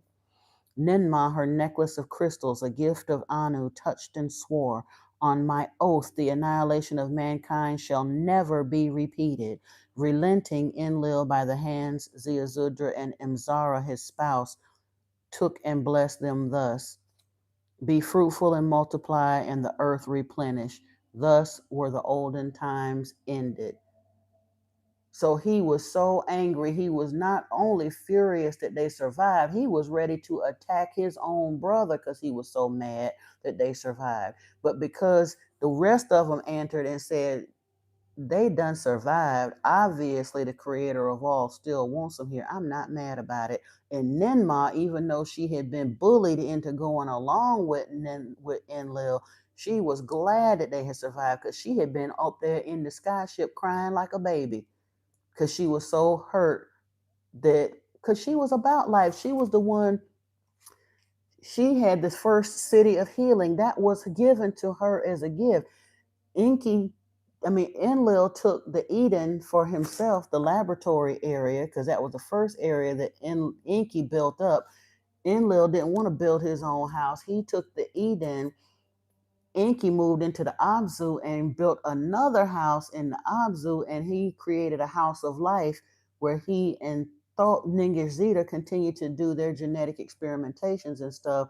And I forgot, I think Bat Tabera might have been the city of healing, but an entire city devoted to teaching. She had several healers from Nibiru that were there, and they talked to people. But it was known as a city of healing and medicine. But that was Ninma's domain, so it really hurt her in order to, it really hurt her feelings that humanity, she thought, was getting ready to be extinct. Oh goodness, I'm wondering, Natalie, do you have an iPhone or an Android? Because I'm interested to see if it shows up on mine now when I get off of this live stream. Where did you say it showed up, CC? In the WhatsApp? I'm not sure.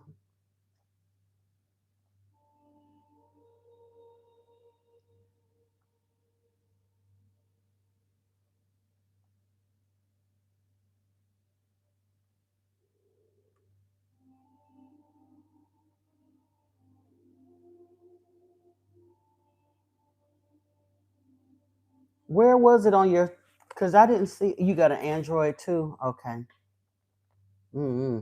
But that's interesting. 333. I ain't even mad. 333. I will. Okay.